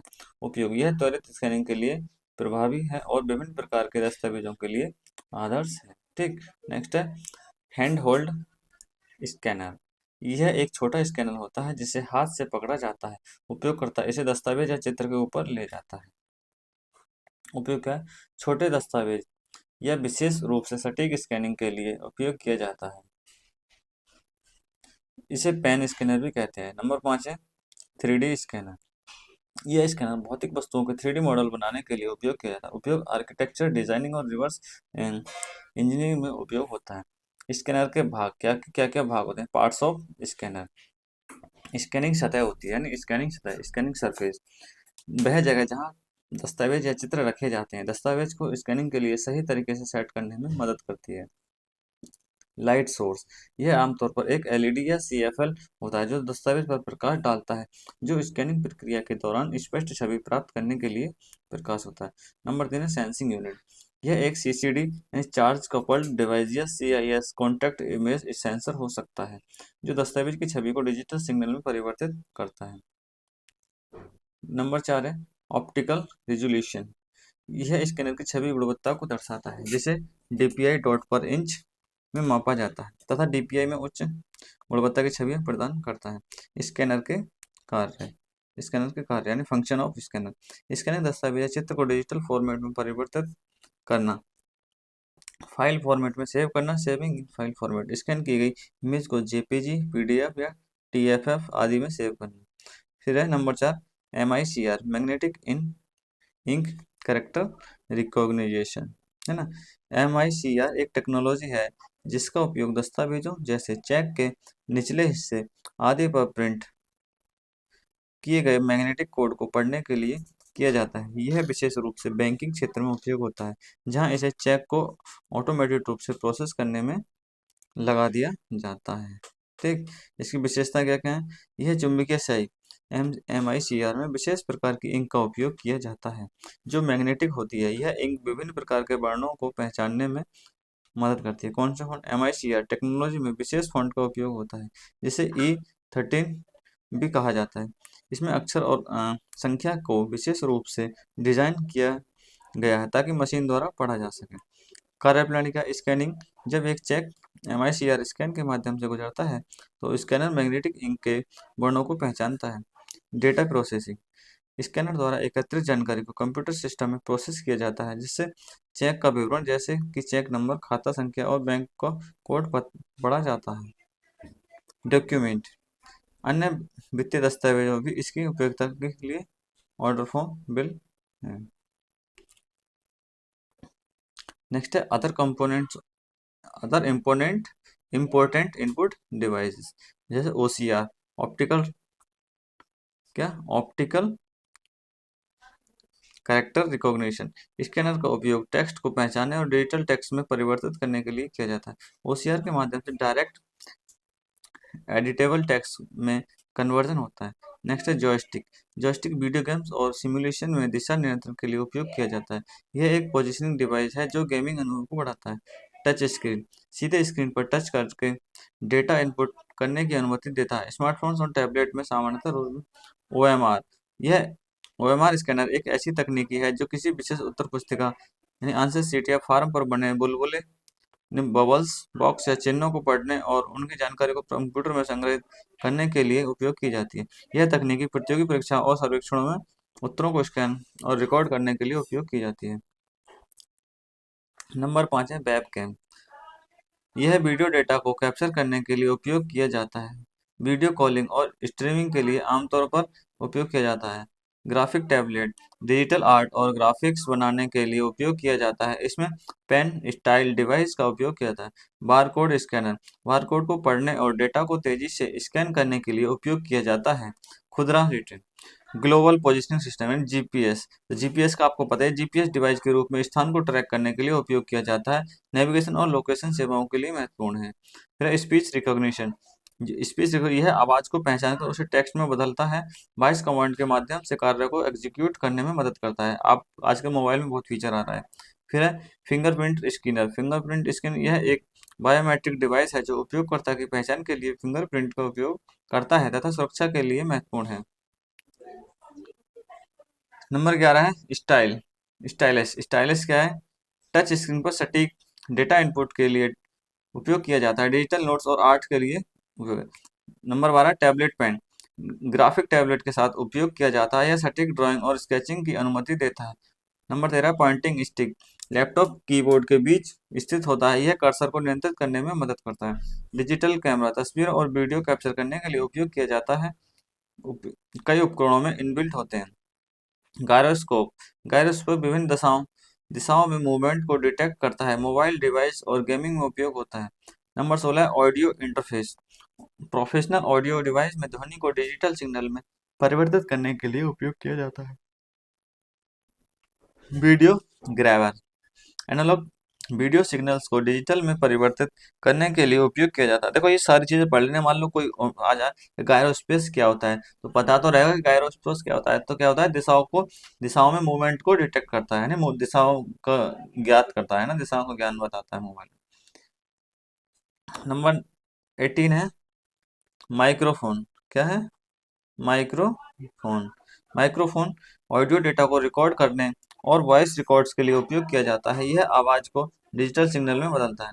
सीसीटीवी यानी क्लोज सर्किट टेलीविजन। क्या है? Close circuit television. सीसीटीवी का उपयोग निगरानी और सुरक्षा के लिए किया जाता है। यह एक ऐसी प्रणाली है जिसमें कैमरे, वीडियो रिकॉर्डिंग और लाइव मॉनिटरिंग के लिए उपयोग किए जाते हैं। सीसीटीवी सिस्टम्स का उपयोग घरों, ऑफिस, दुकानों, बैंक, ट्रैफिक कंट्रोल और सार्वजनिक स्थानों की सुरक्षा के लिए किया जाता है। नेक्स्ट है एमसीआर या एससीआर, मैग्नेटिक कार्ड रीडर या smart card reader. Debit card, credit card में मैग्नेटिक स्ट्रिप को स्कैन करने में प्रयोग होता है। That is use to information stored in form of magnetic strip. फिर आते हैं हमारे आउटपुट डिवाइस। अभी तक हम क्या पढ़ रहे थे? Input device. अब है हमारा आउटपुट डिवाइस। आउटपुट डिवाइस वे डिवाइस होती हैं आउटपुट डिवाइस वे डिवाइस होती हैं आउटपुट डिवाइस वे डिवाइस होते हैं जो कंप्यूटर सिस्टम को इनपुट देने के बाद हमें परिणाम दिखाते हैं। आउटपुट कई प्रकार के अलग अलग रूपों का हो सकता है, जैसे image, graphics, audio, video, etc। Example monitor, printer, speaker, projector, plotter, video card, headphone, etc। ठीक है। नेक्स्ट है इंपॉर्टेंट आउटपुट डिवाइसेस। तो ये हमारे एग्जाम फिर है इंपॉर्टेंट आउटपुट डिवाइसेस। जैसे नंबर 1 प्रिंटर। प्रिंटर क्या है? प्रिंटर एक आउटपुट डिवाइस है जिसका उपयोग कंप्यूटर से डिजिटल डेटा को भौतिक फॉर्म में प्रिंट करने के लिए किया जाता है। जैसे इनपुट डिवाइस स्कैनर का उल्टा, soft copy to hard copy, यानी कोई सॉफ्ट पीडीएफ हमारी, उसको प्रिंटर में कंप्यूटर से कमांड देंगे हम प्रिंट की, तो क्या हो जाएगा? वो हार्ड कॉपी में परिवर्तित हो जाएगा। यही प्रिंटर। प्रिंटर का रेजुलेशन डीपीआई में मापते हैं। डीपीआई मतलब डॉट पर इंच। ठीक है, क्वेश्चन आता है कि किस में मापते हैं, तो डॉट पर इंच में मापते हैं। इसका आविष्कारक कौन है? पहला प्रिंटर जिसे टाइप प्रिंटर कहा जाता था का आविष्कार गुटेनबर्ग ने 15वीं शताब्दी में किया था। हालांकि आधुनिक प्रिंटर तकनीक का विकास 20वीं सदी के मध्य हुआ था। ठीक है। फिर आता है प्रिंटर के प्रकार। प्रिंटर कितने प्रकार के होते हैं? तो प्रिंटर दो प्रकार के होते हैं, इम्पैक्ट प्रिंटर और नॉन इम्पैक्ट प्रिंटर। अब इम्पैक्ट प्रिंटर के अंदर आते हैं डॉट मैट्रिक्स और डेजी व्हील प्रिंटर। ठीक। अब देखते हैं इम्पैक्ट प्रिंटर। इस तरह के प्रिंटर मैकेनिकल प्रकृति के होते हैं जो करेक्टर प्रिंट करने के लिए प्रिंटिंग हेड का उपयोग करते हैं। इसमें इंक फ्लो करने के लिए एक रिबन का प्रयोग होता है ना। जो इम्पैक्ट प्रिंटर है उनमें क्या होता है? रिबन का प्रयोग होता है, जैसे टाइपराइटर वगैरह। टाइपराइटर आपने देखा होगा, पुराने टाइम में चलता था। ठीक। ठीक है। नेक्स्ट हमारा डॉटमेटिक प्रिंटर्स नंबर है। यह प्रिंटर एक सुई के माध्यम से रिबन पर दबाव डालकर कागज पर छपाई करता है। उपयोग, यह प्रिंटर सस्ते होते हैं और कई पृष्ठों को एक साथ प्रिंट करने के लिए आदर्श हैं, लेकिन गुणवत्ता में इंकजेट या लेजर प्रिंटर के समान नहीं होते। फिर है Daisy wheel printer. Daisy wheel printer Daisy wheel printer क्या होता है? यह एक क्वालिटी करेक्टर इम्पैक्ट प्रिंटर है। यह प्रिंटर पिक्चर प्रिंट नहीं कर पाता। इसकी स्पीड 10 से 90 सीपीएस यानी करेक्टर पर सेकंड होती है। नंबर 2 आता है नॉन इम्पैक्ट प्रिंटर। इस प्रकार के प्रिंटर में केमिकल या इलेक्ट्रिकल या लेजर टेक्नोलॉजी का प्रयोग प्रिंट करने के लिए किया जाता है।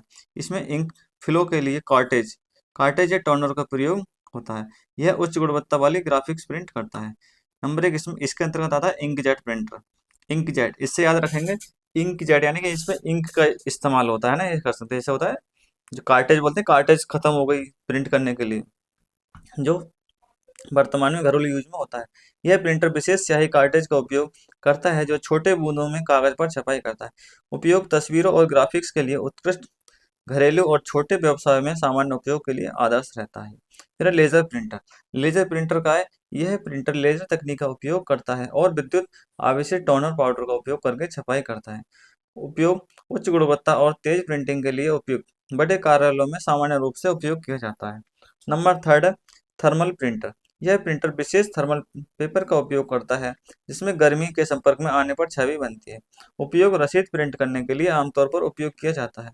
जैसे POS यानी पॉइंट ऑफ स्केल सिस्टम में, ATM मशीन में, है ना, बस टिकट आदि के लिए। फिर है 3D प्रिंटर। 3D प्रिंटर क्या था? यह प्रिंटर भौतिक वस्तुओं को 3 आयामों में प्रिंट करता है, जो प्लास्टिक, धातु या अन्य सामग्री से बनता है। उपयोग आर्ट, इंजीनियरिंग और चिकित्सा, विभिन्न प्रकार की वस्तुओं के निर्माण के लिए। जैसे आजकल आप लोग देख रहे हो कप में प्रिंट करा रहे हो, अपने फोटो करा रहे हो, या मोबाइल का कवर है उसमें प्रिंटिंग करा रहे हो, तो ये किसके अंतर्गत आते हैं? 3D प्रिंटिंग प्रिंटर के अंतर्गत आते हैं। प्रिंटर में दिए गए प्रिंट कमांड को एक कतार में अरेंज करना क्या कहलाता है? स्पूलर कहलाता है। इंपॉर्टेंट है और आता भी है कई बार, है ना। क्या कहलाता है? स्पूलर कहते हैं। ये प्रिंटर का एक प्रोग्राम है। ठीक, ये टाइप ऑफ प्रिंटर है ना। नेक्स्ट है अदर इम्पोर्टेंट, यानी अदर इम्पोर्टेंट आउटपुट डिवाइसेस। और जो इम्पोर्टेंट डिवाइसेस और कौन कौन सी हैं ये देखते हैं। तो क्या है? वर्चुअल रियलिटी हेडसेट, है ना, वर्चुअल रियलिटी हेडसेट इमर्सिव अनुभव प्रदान करता है, गेमिंग और प्रशिक्षण में उपयोग होता है। थर्ड सेकंड है स्पीकर, ऑडियो आउटपुट प्रदान करता है। हेडफोन व्यक्तिगत ध्वनि सुनने के लिए। प्रोजेक्टर छवि और वीडियो को बड़े स्क्रीन पर प्रदर्शित करने के लिए। प्लॉटर ग्राफिक्स और तकनीकी ड्राइंग करता है। फोटो कॉपियर दस्तावेजों की प्रति बनाने के लिए तथा ऑफिस में सामान्य रूप से उपयोग होता है। ऑडियो इंटरफेस ध्वनि को कंप्यूटर से अन्य उपकरणों में आउटपुट करता है। प्रोफेशनल म्यूजिक प्रोडक्शन में महत्वपूर्ण है। नंबर 8 है वीडियो डिस्प्ले यूनिट, यानी वीडियो डेटा को डिस्प्ले करता है, वीडियो गेमिंग के लिए आवश्यक है। LED डिस्प्ले उच्च गुणवत्ता वाले चित्र और वीडियो के लिए ऊर्जा कुशल और स्क्रीनिंग में उपयोग होता है। नंबर 10 है डिजिटल सिंगरेज जानकारी और विज्ञापनों को प्रदर्शित करने के लिए आमतौर पर सार्वजनिक स्थानों पर उपयोग होता है। नंबर 11 स्मार्ट डिस्प्ले, है ना, स्मार्ट डिस्प्ले इंटरनेट से जुड़े डिस्प्ले जो विजुअल कंटेंट और एप्स दिखाते हैं, वॉइस कंट्रोल के युग। नंबर 12 टेलीविजन वीडियो और ऑडियो सामग्री को प्रदर्शित करता है। स्मार्ट टीवी इंटरनेट और एप्स को सपोर्ट करते हैं। नंबर 13 साउंड बार टीवी या अन्य डिवाइस से जुड़े हुए ऑडियो को बढ़ाने के लिए उपयोग किया जाता है, स्लिम और शक्तिशाली होते हैं। नंबर 14 होलोग्राफिक्स प्रोजेक्टर, यह 3D होलोग्राफिक प्रदर्शित करता है तथा विकासशील तकनीकी में शामिल है। Devices which are both input और आउटपुट, वे डिवाइसेस जो इनपुट और आउटपुट दोनों की तरह प्रयोग होती है। जैसे मॉडम हो गया, फैक्स मशीन हो गई। फैक्स मशीन से क्या है, हम स्कैन करके डेटा भेज भी सकते हैं और वहाँ पे आउटपुट भी आता है। NIC हो गई, हेडफोन हो गया, टच स्क्रीन हो गया, स्टोरेज मीडिया हो गया, यानी CD DVD हार्ड डिस्क, ये सब कैसी हैं? ऐसी डिवाइस है जो इनपुट और आउटपुट दोनों की तरह प्रयोग की जा सकी है। ठीक, फिर आता है हमारा सॉफ्टवेयर। सॉफ्टवेयर क्या होता है ना। अभी तक हम क्या पढ़ रहे थे? हार्डवेयर। अब पढ़ रहे हैं सॉफ्टवेयर। सॉफ्टवेयर क्या होता है? तो सॉफ्टवेयर निर्देशों, डेटा या कंप्यूटर प्रोग्राम का एक संग्रह है जिसका उपयोग मशीनों को चलाने और विशेष गतिविधियों को करने के लिए किया जाता है। यह हार्डवेयर का विपरीत है जो कंप्यूटर के बाहरी घटकों से को संदर्भित करता है। इस संदर्भ में किसी डिवाइस पर चलने वाले प्रोग्राम, स्क्रिप्ट और एप्लीकेशन को सामूहिक रूप से सॉफ्टवेयर कहा जाता है। हम हार्डवेयर को टच कर सकते हैं लेकिन सॉफ्टवेयर को टच नहीं कर सकते। तो सॉफ्टवेयर क्या है? Which we can not touch, है ना। वी कैन नॉट सी और वी कैन नॉट टच, है ना, यानी कि जो भी एप्लीकेशंस वगैरह है वो सभी क्या है? सॉफ्टवेयर के अंतर्गत आते हैं। अब सॉफ्टवेयर दो प्रकार के होते हैं, सिस्टम सॉफ्टवेयर और एप्लीकेशन सॉफ्टवेयर। सिस्टम सॉफ्टवेयर वह सॉफ्टवेयर जो कंप्यूटर हार्डवेयर और यूजर के बीच इंटरफेस प्रदान करता है। वह कंप्यूटर को संचालित करने में अन्य सॉफ्टवेयर की, मतलब अन्य एप्लीकेशंस की मदद करता है। फिर है सॉफ्टवेयर जो यूजर की विशिष्ट आवश्यकताओं को पूरा करने के लिए डिजाइन किया जाता है। इन सॉफ्टवेयर यूजर की आवश्यकताओं के अनुसार अनुकूलित किया जा सकता है। एप्लीकेशन सॉफ्टवेयर को चलाने में मदद करता है। फिर है ऑपरेटिंग सिस्टम। इसमें एग्जांपल क्या है इसके? Operating system window, Linux, Unix, Android, iOS, ये सब क्या है? ये है ऑपरेटिंग सिस्टम सॉफ्टवेयर, है ना, यानी सिस्टम सॉफ्टवेयर कह सकते हैं। क्या? System software. एप्लीकेशन सॉफ्टवेयर कौन से हैं? जैसे हमारा MS ऑफिस हो गया, आउटलुक हो गया, स्काइप, गूगल हो गया, Google Meet, Google Chrome, Safari, Firefox, यानी जितनी भी हमारी एप्लीकेशंस वगैरह होती हैं जो हम अलग से यूज करते हैं, है ना, जो इनबिल्ट नहीं होती है, वो क्या होते हैं? सारे एप्लीकेशन सॉफ्टवेयर होते हैं। और जो प्री डिफाइंड होते हैं वो कैसे होते हैं? Device driver, utility software, antivirus वगैरह, सब क्या है? सिस्टम सॉफ्टवेयर का उदाहरण है। सिस्टम सॉफ्टवेयर मुख्यतः दो प्रकार का होता है। कौन कौन सा? सिस्टम डेवलपमेंट और सिस्टम सपोर्ट सॉफ्टवेयर। ठीक, ये इसका डायग्राम है कौन कौन। अब आते हैं सबसे पहले ऑपरेटिंग सिस्टम, यानी सिस्टम डेवलपमेंट में ऑपरेटिंग सिस्टम वह मुख्य सॉफ्टवेयर है जो कंप्यूटर हार्डवेयर और उपयोगकर्ता के बीच मध्यस्थ यानी इंटरफेस का कार्य करता है। ठीक है, यह सिस्टम संसाधनों का प्रबंध यानी मैनेजमेंट करता है और विभिन्न प्रोग्रामों के बीच संतुलन बनाए रखता है। ठीक है, नेक्स्ट है main function of operating system. तो कौन कौन से इसके फंक्शन है? तो प्रक्रिया प्रबंधन। क्या है प्रक्रिया प्रबंधन? प्रोसेस मैनेजमेंट, सभी प्रक्रियाओं को सीपीयू द्वारा समय पर प्रदान करना। मल्टीटास्किंग और प्रोग्राम नियंत्रण करना। मेमोरी प्रबंधन, प्रोग्राम्स के लिए मेमोरी आवंटन कराना, डेटा को कुशलता से स्टोर करना और फ्री करना। फाइल प्रबंधन यानी फाइल मैनेजमेंट, फाइलों का निर्वहन, नामकरण और स्टोरेज। फाइल एक्सेस और सुरक्षा नियंत्रण। डिवाइस प्रबंधन, क्या है? डिवाइस प्रबंधन, हार्डवेयर उपकरणों को प्रतिबंधित करना, सभी इनपुट आउटपुट उपकरणों को नियंत्रित करना। सुरक्षा प्रबंधन, जो अनधिकृत अनऑथोराइज पहुंच को रोकना और डेटा सिक्योरिटी और system security. User interface, GUI या कमांड लाइन के माध्यम से उपयोगकर्ता और सिस्टम के बीच संवाद करना। फिर type of operating system, operating system के कौन कौन से टाइप हैं? तो क्या है? नंबर 1 बैच ऑपरेटिंग सिस्टम, यह कार्यों को बीच में प्रोसेस करता है यानी बैच में प्रोसेस करता है तथा इससे उपयोगकर्ता का हस्तक्षेप कम हो जाता है। उदाहरण के लिए IBM, ZOS, UNIVAC, DOS, disk operating system आदि। फिर है टाइम शेयरिंग ऑपरेटिंग सिस्टम, यह एक ही समय में कई उपयोगकर्ता को समर्थन देता है लेकिन एक साथ नहीं। उदाहरण Linux, window, Unix, solar, max OS X। फिर है real time operating system, RTOS, समय सीमित कार्यों के लिए। उदाहरण चिकित्सा उपकरण, OTP वैलिडेशन, रॉकेट लॉन्चिंग आदि। फिर है डिस्ट्रीब्यूटेड ऑपरेटिंग सिस्टम, कई सिस्टम में संसाधनों को साझा करता है, लाइनक्स, सोलर और उबंटू आदि। एम्बेडेड ऑपरेटिंग सिस्टम, विशेष डिवाइस जिसे मोबाइल के लिए।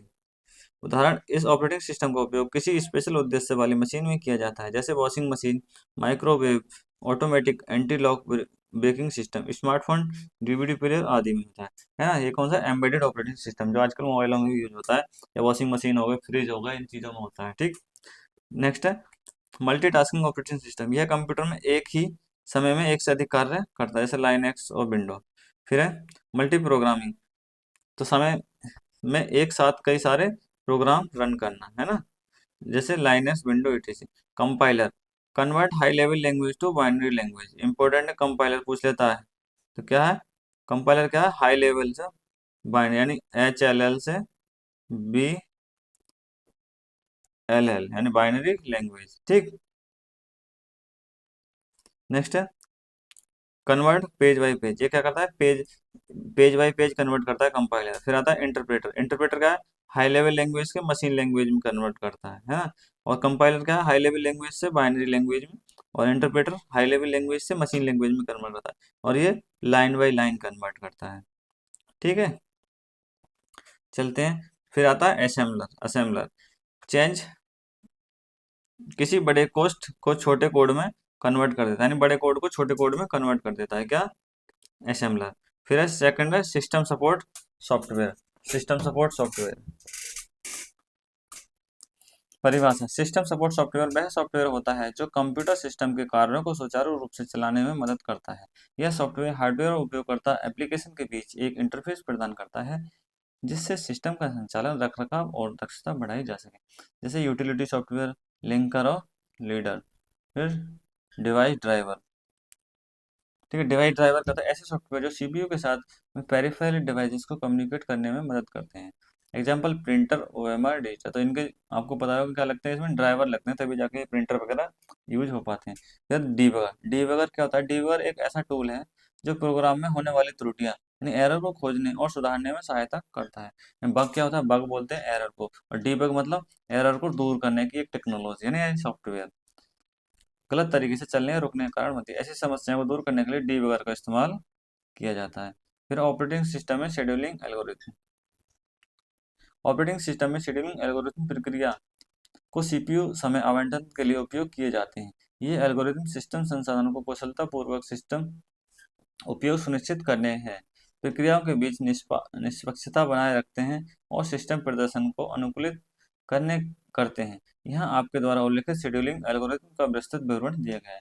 Non preemptive scheduling algorithm, first come first serve, FCFS, यानी कि जो प्रक्रिया को उसी क्रम में निष्पादित किया जाता है जिस क्रम में वे रेडी क्यू में आती हैं। फायदे, इसे लागू करना आसान है। नुकसान, यदि क्यू में एक लंबी प्रक्रिया पहले आती है तो छोटी प्रक्रियाओं को लंबा इंतजार करना पड़ सकता है। यानी कि इसमें कह सकते हैं जो पहले आएगी, यानी जो टास्क हम पहले देंगे वो टास्क पहले पूरा होगा ना, फर्स्ट कम फर्स्ट सर्व। जैसा आता है कि जो पहले आओ पहले पाओ, क्या पहले आओ पहले पाओ। नेक्स्ट है प्राथमिकता शेड्यूलिंग। प्रत्येक प्रक्रिया को एक प्राथमिकता दी जाती है और सबसे उच्च प्राथमिकता वाली प्रक्रिया को पहले निष्पादित किया जाता है ना। नेक्स्ट है multi level queue scheduling. Multi level queue scheduling विवरण प्रक्रिया को अलग अलग प्राथमिकता वाले क्यू में वर्गीकृत किया जाता है और प्रत्येक क्यू का अपना शेड्यूलिंग एल्गोरिथम होता है। चलिए नेक्स्ट है भाई फायदे। विभिन्न प्रकार की प्रक्रिया जैसे सिस्टम प्रक्रिया और यूजर प्रक्रिया को अलग अलग तरीके से संभाला जा सकता है। नुकसान, इसे लागू करना और प्रबंधित करना जटिल हो सकता है। फिर pre-emptive scheduling algorithm. Pre-emptive scheduling algorithm non pre-emptive प्राथमिक शेड्यूलिंग के समान है, लेकिन यदि कोई उच्च प्राथमिकता वाली प्रक्रिया आती है तो यह वर्तमान में चल रही प्रक्रियाओं को रोक सकती है। फायदे क्या है? महत्वपूर्ण प्रक्रियाओं को तुरंत निष्पादित किया जा सकता है। नुकसान, कम प्राथमिकता वाली प्रक्रियाओं को वेटिंग में रहने का खतरा होता है। Number 2, round robin scheduling. प्रत्येक प्रक्रिया को एक निश्चित समय स्लाइड दिया जाता है और प्रक्रिया को राउंड रॉबिन तरीके से निष्पादित किया जाता है। फायदे, सभी प्रक्रियाओं को समान अवसर मिलता है और कोई भी प्रक्रिया लंबे समय तक सीपीयू को नहीं रोक सकती है। नुकसान, यदि समय स्लाइड बहुत छोटा है तो कॉन्टेक्ट स्विचिंग का ओवरहेड बढ़ सकता है। ठीक है, फिर है multi level feedback queue scheduling. क्या है? मल्टी लेवल, इसमें कई क्यू होते हैं जिनकी प्राथमिकताएं अलग अलग होती हैं। प्रक्रियाएं अपने व्यवहार के आधार पर क्यू से दूसरी क्यू में जा सकती हैं। फायदे, यह विभिन्न प्रकार की प्रक्रियाओं को लचीले ढंग से संभालता है। नुकसान, इसे लागू करने और प्रबंधन करने जटिल हो सकता है। अन्य प्रकार की scheduling, short job first SJF, shortest job first, सबसे छोटी कम समय लेने वाली प्रक्रिया को पहले निष्पादित किया जाता है। फायदे, औसत प्रतीक्षा समय कम रहता है, लंबी प्रक्रियाएं वेटिंग में रह सकती हैं। Shortest remaining time first SRTF, SJF का प्रीएम्प्टिव संस्करण, जहां सबसे कम शेष समय वाली प्रक्रिया को पहले निष्पादित किया जाता था। फायदे SJF के समान, लेकिन प्रीएम्प्टिव होने के कारण अधिक लचीला है। फिर एम्बेडेड सॉफ्टवेयर। एम्बेडेड सॉफ्टवेयर क्या होते हैं? परिभाषा देखिए इसकी। इनका उपयोग विशेष हार्डवेयर डिवाइस में किया जाता है, जैसे कि मशीनों और उपकरणों को नियंत्रित करना। जैसे फ्रिज कूलर वाले जो बताया था ना एग्जाम्पल, वो इससे हाँ वही आ गया देखो।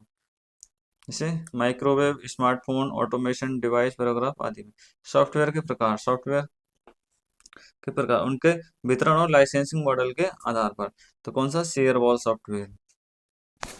शेयरवॉल सॉफ्टवेयर ऐसा सॉफ्टवेयर होता है जिसे उपयोगकर्ता मुफ्त में आजमा सकते हैं, लेकिन पूर्ण सुविधाओं का लाभ उठाने के लिए बाद में भुगतान करना होता है।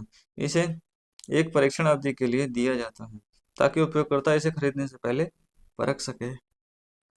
एग्जाम्पल है WinRR, एडोब रीडर, और उद्देश्य उपयोगकर्ता को खरीदने से पहले सॉफ्टवेयर को आजमाने की सुविधा देना। फिर है फ्रीवेयर। फ्रीवेयर क्या होता है? फ्रीवेयर ऐसे सॉफ्टवेयर हैं जो बिना किसी कीमत के उपयोग के लिए उपलब्ध होते हैं, लेकिन उनके सोर्स कोड में परिवर्तन नहीं कर सकते, है ना, परिवर्तन करने की अनुमति नहीं होती है या फिर नहीं कर, इसका उपयोग पूरी तरह से मुफ्त किया जा सकता है, जैसे गूगल क्रोम, स्काइप। फिर है ओपन सोर्स सॉफ्टवेयर। यह सॉफ्टवेयर ऐसा होता है जिसका सोर्स कोड सार्वजनिक रूप से उपलब्ध होता है और उपयोगकर्ता इसे अपनी आवश्यकता अनुसार संशोधित और डिस्ट्रीब्यूट कर सकते हैं। इनका उद्देश्य सामुदायिक विकास को प्रोत्साहित करना है। यह सॉफ्टवेयर की प्रोग्रामिंग को सीखने के लिए प्रयोग किया जाता है ना। परीक्षा संबंधी बिंदु। ओपन सोर्स सॉफ्टवेयर के सोर्स कोड को बदलने और पुनः वितरित करने की अनुमति होती है, जो सामुदायिक योगदान को प्रोत्साहित करता है। फिर है प्रोप्राइटर प्रोप्राइटरी सॉफ्टवेयर। यह सॉफ्टवेयर किसी कंपनी या व्यक्ति द्वारा नियंत्रित होता है और इसका उपयोग, वितरण और संशोधन उनके लाइसेंस के तहत सीमित होता है। इसे क्लोज्ड सोर्स सॉफ्टवेयर भी कहते हैं। परीक्षा संबंधी बिंदु। प्रोप्राइटरी सॉफ्टवेयर में उपयोगकर्ता को सीमित अधिकार मिलते हैं और इसके सोर्स कोड तक यूजर की पहुंच नहीं होती है। नंबर 5 है पब्लिक डोमेन सॉफ्टवेयर।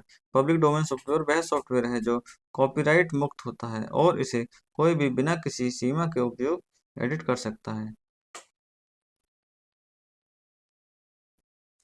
फिर क्रिपल वेयर अब पूछ लेते हैं क्रिपल वेयर क्या है। तो क्रिपल वेयर क्या है, सॉफ्टवेयर का एक प्रकार है जिसमें केवल सीमित सुविधाएं मुफ्त में उपलब्ध होती हैं, जबकि पूर्ण सुविधाओं का लाभ उठाने के लिए भुगतान करना होता है। ठीक।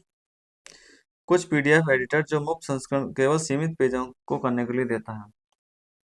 फिर है डेमोवेयर। डेमोवेयर क्या है, डेमोवेयर सॉफ्टवेयर का ऐसा संस्करण है जो केवल सीमित अवधि के लिए मुफ्त होता है, जैसे 30 दिन।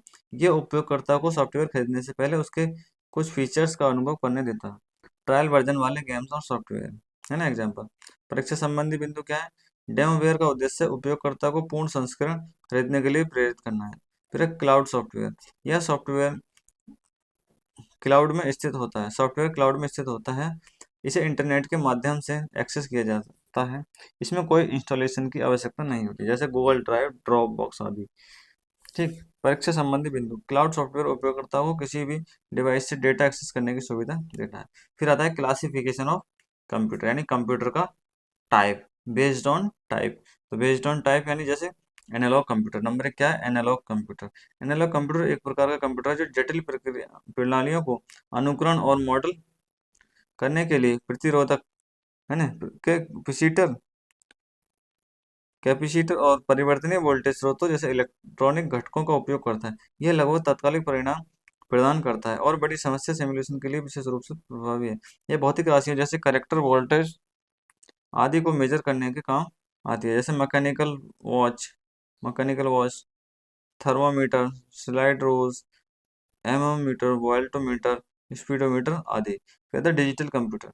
डिजिटल कंप्यूटर एक इलेक्ट्रॉनिक उपकरण है जो बड़ी मात्रा में डेटा रखने, अंकगणितीय गणना, तार्किक गणनाओं के समूह को उच्च गति प्रदान करने में सक्षम है। यह बिट के रूप में डेटा प्रोसेस करता है। ठीक। जैसे मेन फ्रेम कंप्यूटर, इसके अंतर्गत कौन से कंप्यूटर आते हैं, main frame computer, super computer और क्वांटम कंप्यूटर। नेक्स्ट थर्ड है हाइब्रिड कंप्यूटर। हाइब्रिड कंप्यूटर एक कंप्यूटर होता है जिसे एनालॉग और डिजिटल कंप्यूटर को आपस में मिलाकर बनाया गया है। हाइब्रिड कंप्यूटर में इन दोनों कंप्यूटर्स की कार्य क्षमता होती है। जैसे इसका एग्जांपल क्या होता है, ईसीजी मशीन देखा होगा आपने, ECG machine, CT scan, ultrasound आदि, ये किसके अंतर्गत आते हैं, हाइब्रिड हाइब्रिड कंप्यूटर है। बेस्ड ऑन साइज, यानी साइज के आधार पर कंप्यूटर का प्रकार। तो कौन कौन से हो जाएंगे साइज के आधार पर भाई, साइज के आधार पर हो जाएंगे। नंबर एक, माइक्रो कंप्यूटर। माइक्रो कंप्यूटर एक स्टैंड एलोन और कॉम्पैक्ट कंप्यूटर सिस्टम है जिसमें central processing unit, memory, storage और इनपुट आउटपुट डिवाइस भी होते हैं। इसका विकास सर्वप्रथम आईबीएम कंपनी ने किया था। छोटे होने के कारण इनका उपयोग घरेलू ऑफिस हेतु किया जाता है, जैसे PC, laptop, smartphone, tab, packet calculator. विश्व का पहला माइक्रो कंप्यूटर अल्टीयर 8800 यूएसए में बना था। भारत का पहला सुपर कंप्यूटर सिद्धार्थ। लैपटॉप के जनक एडम ऑसबर्न। एग्जाम्पल है इसके personal computer, notebook, tablet, laptop, workstation, palmtop आदि विभिन्न रूप माइक्रो कंप्यूटर के उदाहरण हैं। सेकंड क्या है, मिनी कंप्यूटर। मिनी कंप्यूटर एक इलेक्ट्रॉनिक उपकरण है जो सूचनाओं को संशोधित और संग्रहित करता है। मिनी कंप्यूटर को मिड रेंज कंप्यूटर भी कहा जाता है। ये कंप्यूटर मीडियम साइज के होते हैं। माइक्रो कंप्यूटर की तुलना में अधिक कार्यक्षमता, अधिक महंगे, बड़े होते हैं। एक समय में एक से अधिक लोग काम कर सकते हैं क्योंकि इसमें एक से अधिक सीपीयू होते हैं। इनका प्रयोग बड़े बड़े डाटा को संग्रहित करने में किया जाता है, जैसे टिकट रिजर्वेशन, बड़े बड़े ऑफिस, कंपनी आदि में, है ना। पहला मिनी कंप्यूटर पीडीपी फर्स्ट था। पहला मिनी कंप्यूटर कौन सा था, पीडीपी फर्स्ट, यानी प्रोग्रामेड डेटा प्रोसेस, है ना।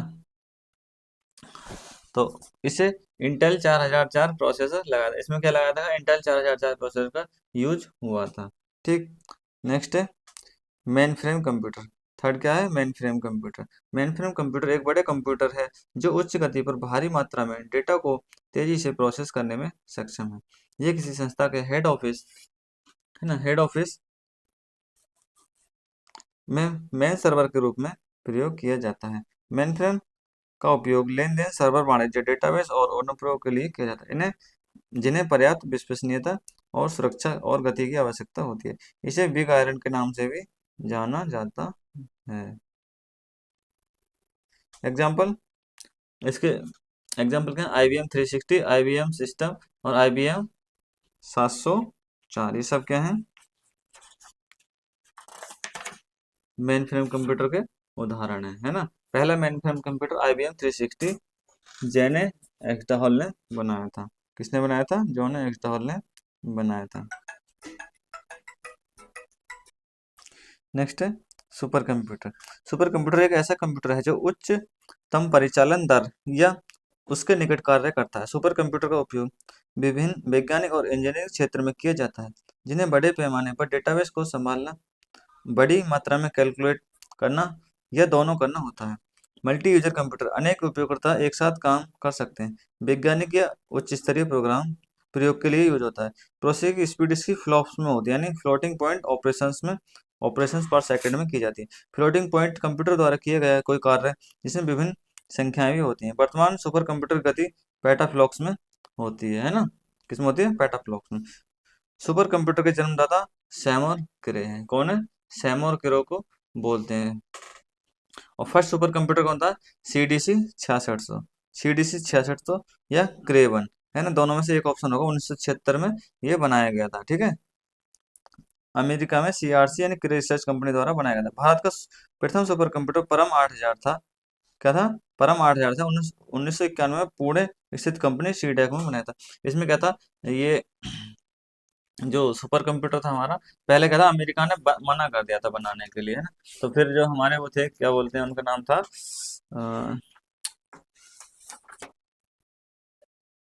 उनका नाम था विजय भाटकर पांडुरंगा। यानी 1987 में अमेरिका ने मना कर दिया था। बाद में इन्होंने क्या करा, ये भाई इन्हें गुस्सा आ गया, विजय भाटकर जो पांडुरंगा थे, इन्हें गुस्सा आया और क्या करा भाई, इन्होंने मेहनत की, बहुत 4 साल तक मेहनत की लगातार, और फिर क्या परम 8000 सुपर कंप्यूटर बना दिया। इन्हें क्या लगा था, अमेरिका वालों को, ये क्या कंप्यूटर बना पाएंगे, है ना। तो भारत का सबसे तेज सुपर कंप्यूटर कौन सा है? ऐरावत। सबसे तेज सुपर कंप्यूटर कौन सा है? ऐरावत। ठीक है। और पृथ्वी भारत का पहला मल्टी पेटाफ्लॉप सुपर कंप्यूटर है, जिसे भारतीय उष्णकटिबंधीय मौसम विज्ञान संस्थान IITM पुणे में स्थित किया गया है। विश्व का सबसे तेज सुपर कंप्यूटर कौन सा है? फ्रंटियर, है ना। ये चीजें आगे भी आएंगी, तो आगे भी आपको बता दिया जाएगा। फिर आता है हमारा कंप्यूटर बस। कंप्यूटर बस, बस क्या होती है? जो हमारा फिजिकल वायर जो होता है, उसे बोलते हैं कंप्यूटर बस बोलते हैं। ठीक, क्या बोलते हैं उसे? कंप्यूटर बस बोलते हैं। कंप्यूटर बस एक संचार प्रणाली है जो कंप्यूटर के विभिन्न घटकों के बीच डेटा निर्देश और नियंत्रण संकेतों को स्थानांतरित करने के कार्य करती है। यह प्रोसेसर, मेमोरी और इनपुट आउटपुट डिवाइस को आपस में जोड़ने वाला एक डिवाइस। जैसे आपको कंप्यूटर से CPU से क्या प्रिंटर वगैरह जुड़ते हैं, ये सब क्या है, तो ये डेटा बस के द्वारा जोड़ा जाता है। कंप्यूटर बस डेटा का स्थानांतरण, सिग्नल स्थानांतरण के साथ साथ समय का समन्वय करता है। बस लाइन तारों का एक समूह होता है जो कंप्यूटर सिग्नल को वहन करता है। यानी बस क्या है? तारों का एक समूह है ना। तो कंप्यूटर की लैंग्वेज में जो वायरिंग होती है हमारा, उसी को क्या बोलते हैं? बस बोलते हैं। कंप्यूटर बस के प्रकार, यानी कंप्यूटर के जो बस हैं वो कितने प्रकार के होते हैं, तो एड्रेस बस, डेटा बस और कंट्रोल बस। एड्रेस बस क्या होता है? यह CPU से मेमोरी और अन्य उपकरणों तक एड्रेस भेजती है। यह यूनिडायरेक्शनल होती है। फिर है डेटा बस। यूनिडायरेक्शनल मतलब इधर से इधर भी और उधर से उधर भी, यानी दोनों तरफ का रास्ता इसमें खुला होता है। डेटा बस क्या होता है? ये डेटा को CPU, मेमोरी और अन्य डिवाइसों के बीच भेजती है। यह बाई डायरेक्शनल होती है। कंट्रोल यूनिट, यह विभिन्न घटकों के बीच कंट्रोल सिग्नल को भेजती है, जैसे रीड और राइट इंटरप्ट। यह यूनिडायरेक्शनल या बाई डायरेक्शनल दोनों हो सकती है। यह CPU द्वारा पूरे सिस्टम को नियंत्रित करती है। ये तो अन्य बसेस है। सिस्टम बस, फ्रंट साइड बस, बैक साइड बस, पेरिफेरल PCI यानी पेरिफेरल कंपोनेंट इंटरकनेक्ट बस, USB बस यानी यूनिवर्सल सीरियल बस, कीबोर्ड, माउस, प्रिंटर और अन्य बाहरी उपकरणों को जोड़ते प्रयोग किया। साटा बस है ना, क्या साटा बस, इसकी फुल फॉर्म साटा की सीरियल एडवांस टेक्नोलॉजी अटैचमेंट बस का उपयोग हार्ड ड्राइव, है ना, SSD, ऑप्टिकल ड्राइव को मदरबोर्ड से कनेक्ट करने के लिए किया जाता है। फिर है GPIB, जनरल पर्पस इंटरफेस बस। ठीक, एक टर्मिनोलॉजी है, क्या? थ्रूपुट। यानी थ्रूपुट क्या होता है? तो थ्रूपुट क्या होता है? किसी प्रक्रिया नेटवर्क, कंप्यूटर सिस्टम या प्रोडक्शन यूनिट द्वारा एक निर्धारित समय में सफलतापूर्वक किए गए कार्य, जैसे डेटा पैकेट अनुरोध उत्पाद की संख्या को थ्रूपुट कहा जाता है। ठीक, थ्रूपुट के उदाहरण क्या है?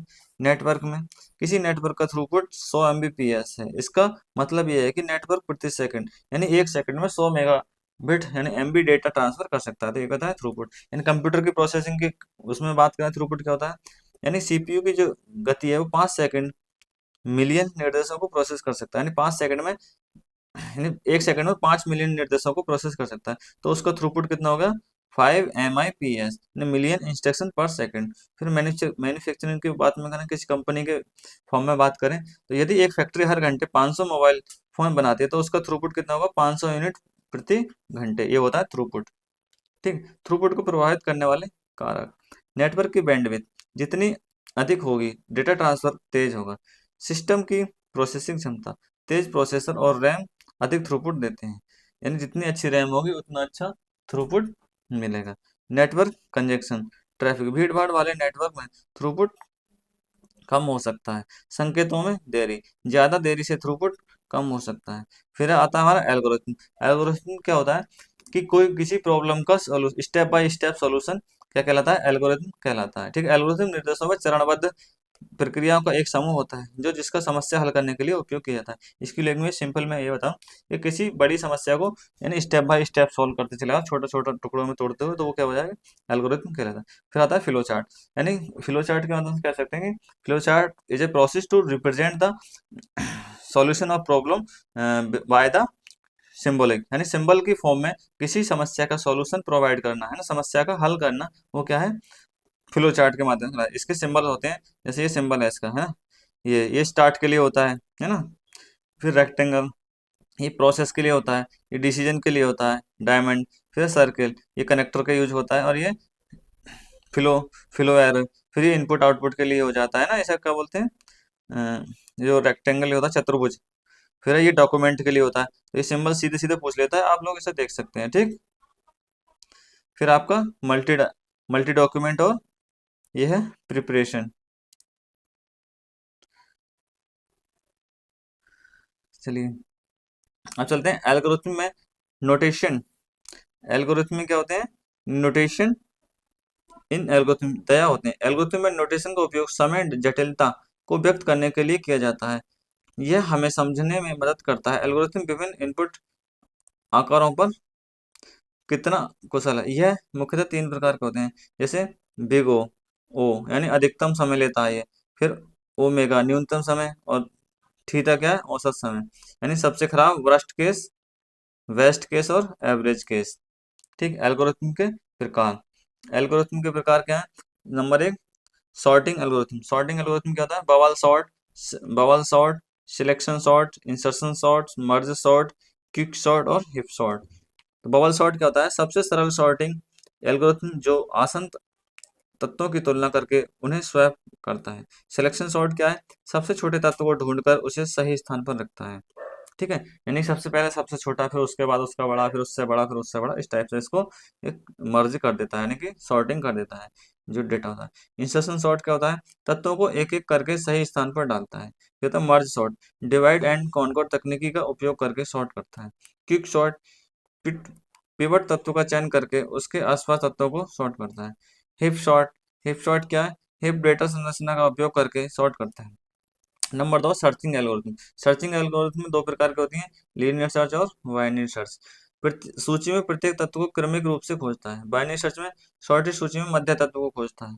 ठीक है, नंबर 3 आता है ग्राफ एल्गोरिथम। ग्राफ एल्गोरिथम का BFS यानी bread with first search, graph को स्तर दर स्तर ट्रेवर्स करता है। DFS depth first search, graph को गहराई से ट्रेवर्स करता है। ठीक है, डिज क्रस्ट एल्गोरिथम सबसे छोटा पथ खोजने के लिए उपयोग किया है।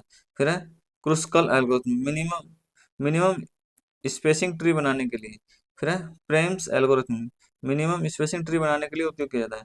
फ्लॉयड वर्सल एल्गोरिथम, सभी नोड्स के बीच सबसे छोटा पथ खोजने के लिए उपयोग किया जाता है।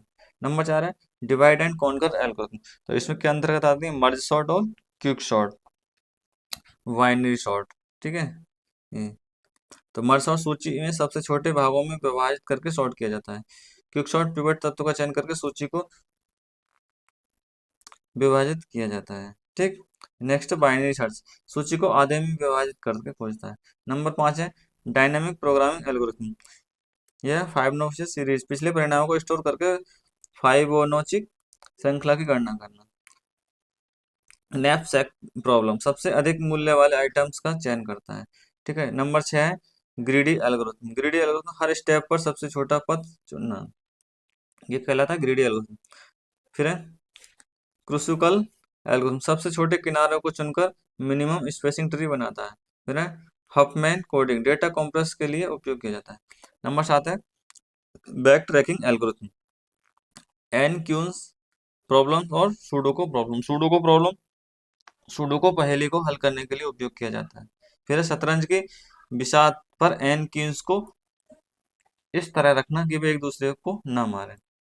ठीक, ये हमारा कंप्यूटर का इंट्रोडक्शन था, और इससे संबंधित हमारे जो मतलब परीक्षा उपयोगी महत्वपूर्ण तत्व है, अब हम वो करेंगे। ठीक है, इसमें क्या वन लाइनर बेस पे सारे क्वेश्चंस आपके जितने भी इंपॉर्टेंट है, आपका रिवीजन भी पूरा हो जाएगा, और वन लाइनर बेस पे सारे का पूरा जो कंप्यूटर का इंफॉर्मेशन है यानी कंप्यूटर इंट्रोडक्शन है वो पूरा कंप्लीट हो जाएगा।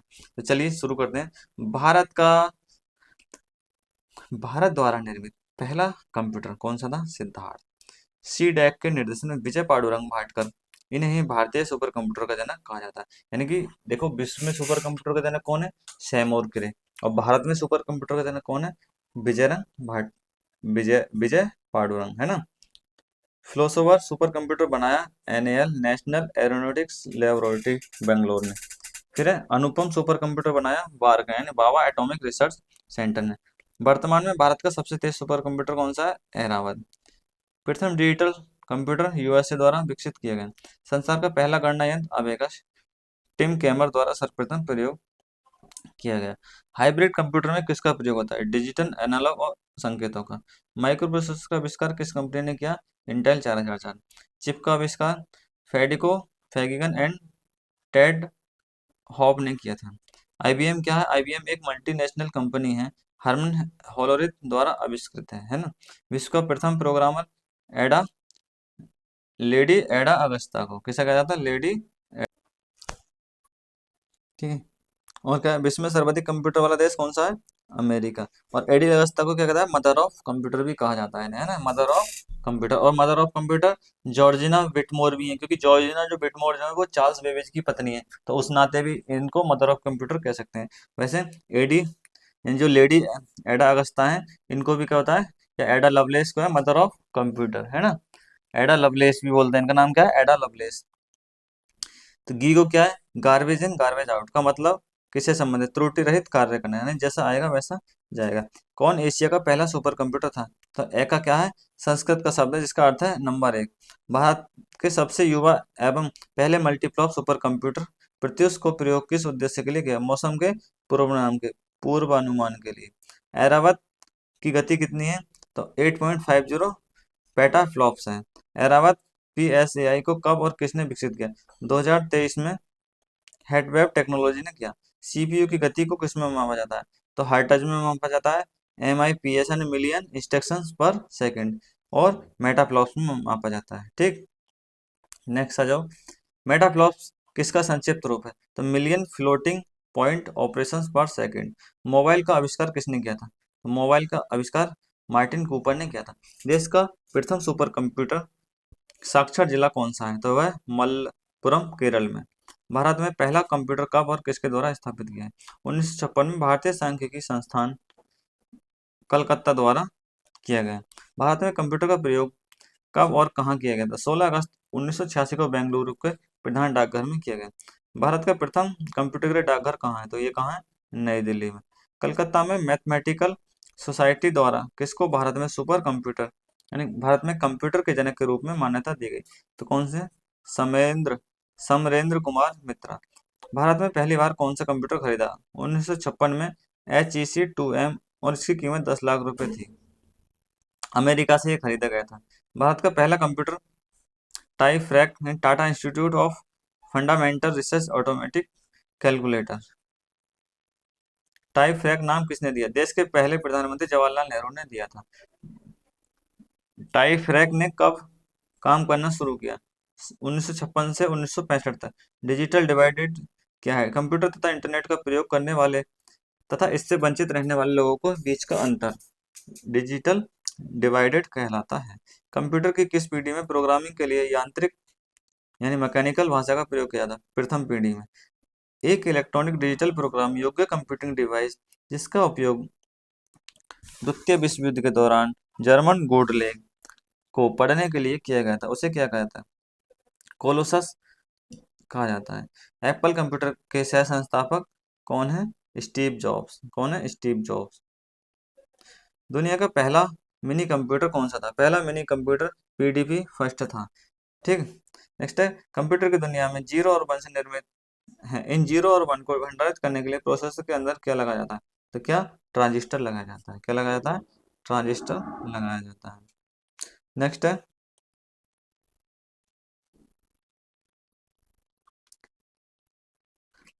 कंप्यूटर में प्रयोग होने वाले आईसी चिप किससे बने होती हैं? तो ये किसके? सिलिकॉन की बनी होती हैं, जिसका नाम सेमीकंडक्टर होता है। ठीक है, क्या होता है? सेमीकंडक्टर होता है। आईसी के वर्गीकरण का आधार ट्रांजिस्टरों की संख्या। आईसी यानी एक चिप का दूसरा नाम क्या? Integrated circuit.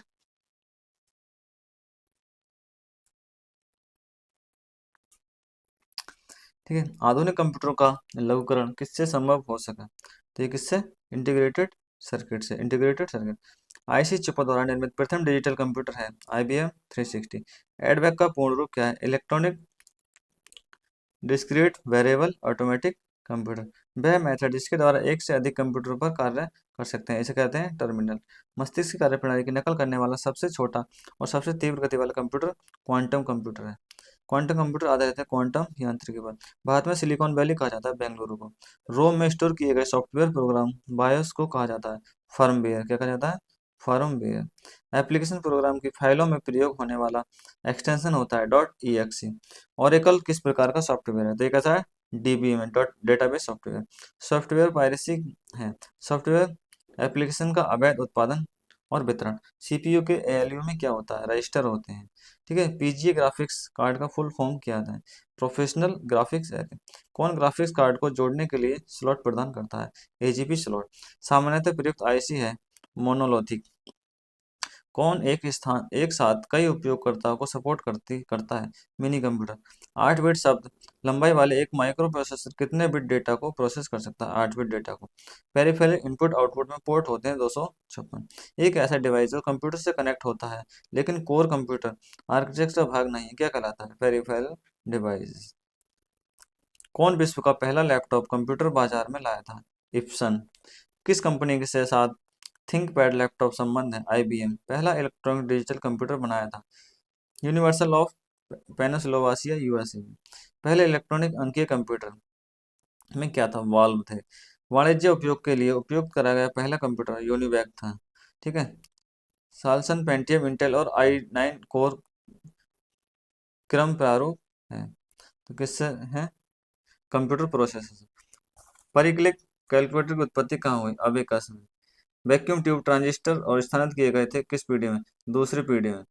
वैक्यूम ट्यूब से पहली पीढ़ी में वैक्यूम ट्यूब, दूसरी में ट्रांजिस्टर, है ना, तीसरी में चिप, और चौथी में VLSI, और चौथी पांचवी में ULSI यानी अल्ट्रा लार्ज स्केल। आकार के अनुसार आरोही क्रम में व्यवस्थित करें। टेल फ्लॉप्स, मेटाफ्लॉप्स और जी फ्लॉप्स। किस प्रकार किस CPU रजिस्टर में एग्जीक्यूट के किए जाने वाले अगले इंस्ट्रक्शंस का एड्रेस होता है? Program counter. शब्द परास अधिक होने से कंप्यूटर की गति कैसी होती है? बढ़ जाती है। CPU की गति को प्रभावित करने वाले कारक कौन से हैं? शब्द परास, कंप्यूटर घड़ी एवं कैश मेमोरी। 2 दिसंबर को प्रतिवर्ष कौन सा दिवस मनाया जाता है? तो विश्व कंप्यूटर साक्षरता दिवस। इंपॉर्टेंट है, याद रखेंगे। मदरबोर्ड कंपोनेंट्स के बीच सूचना किसके माध्यम से ट्रेवल कर सकता है? बसेस के माध्यम से। पता है ना, बस जो होते हैं तारों के माध्यम से। कंप्यूटर के सभी हिस्से से जुड़े एकीकृत सर्किट को क्या कहा जाता है? मदरबोर्ड कहा जाता है। साटा और DE क्या हार्ड डिस्क ड्राइव के प्रकार हैं? मदरबोर्ड पर CPU तथा मदरबोर्ड पर लगे दूसरे पुर्जों को जोड़ता है सिस्टम बस, यानी बस जो होती है सिस्टम बस। CMOS का पूरा नाम क्या है? Complementary metal oxide semiconductor. Expansion card किससे इंसर्ट किए जाते हैं? स्लॉट में। कौन उच्च गति सूक्ष्म कार्य संपादक का एक उदाहरण है? तो क्या है? पेंटियम। कंप्यूटर चिप का दूसरा नाम क्या है? Micro chip. कौन सा ब्रांड पेंटियम नाम से बेचा जाता है। तो क्या है? Micro processor. कंप्यूटर में बस क्या है? जानकारी संचारित करने वाले फिजिकल वायर का सेट। वाटसन कंप्यूटर किस कंपनी का प्रोडक्ट है? आईबीएम का। सुपर कंप्यूटर के लिए शब्द लंबाई की परास कितनी होती है? 64 बिट। चौथी पीढ़ी की प्रोग्रामिंग भाषा है एसक्यूएल। पहला माइक्रोप्रोसेसर 4004 किस कंपनी ने? इंटेल कॉर्पोरेशन ने। एक डिजिटल घड़ी में किस प्रकार का कंप्यूटर होता है? Embedded computer. कैलकुलेटर किस प्रकार के कंप्यूटर पर कार्य करता है? डिजिटल कंप्यूटर पर। कार में लगा हुआ गति मापक यंत्र किस प्रकार के कंप्यूटर का उदाहरण है? एनालॉग कंप्यूटर का। मिलीएप सबसे कम कीमत का एक लैपटॉप है जिसे बाजार में किसके द्वारा उतारा गया था? इन्फोसिस द्वारा। किसके बारे में विश्व का सबसे सस्ता टैबलेट पीसी होने का दावा किया गया है? आकाश। शब्द पीसी एक्सटी का आज से क्या है? Personal computer extended technology. Super computer परम 8000 विमोचन किस वर्ष हुआ? 1991 में होता है। नेक्स्ट चलते हैं। सारी की सारी चीजें इंपॉर्टेंट है तो बिल्कुल भाई वीडियो में अंत तक बने रहेंगे। भारत में बना super computer flow flow solver किसके द्वारा विकसित व डिजाइन किया गया था? नॉल बेंगलुरु का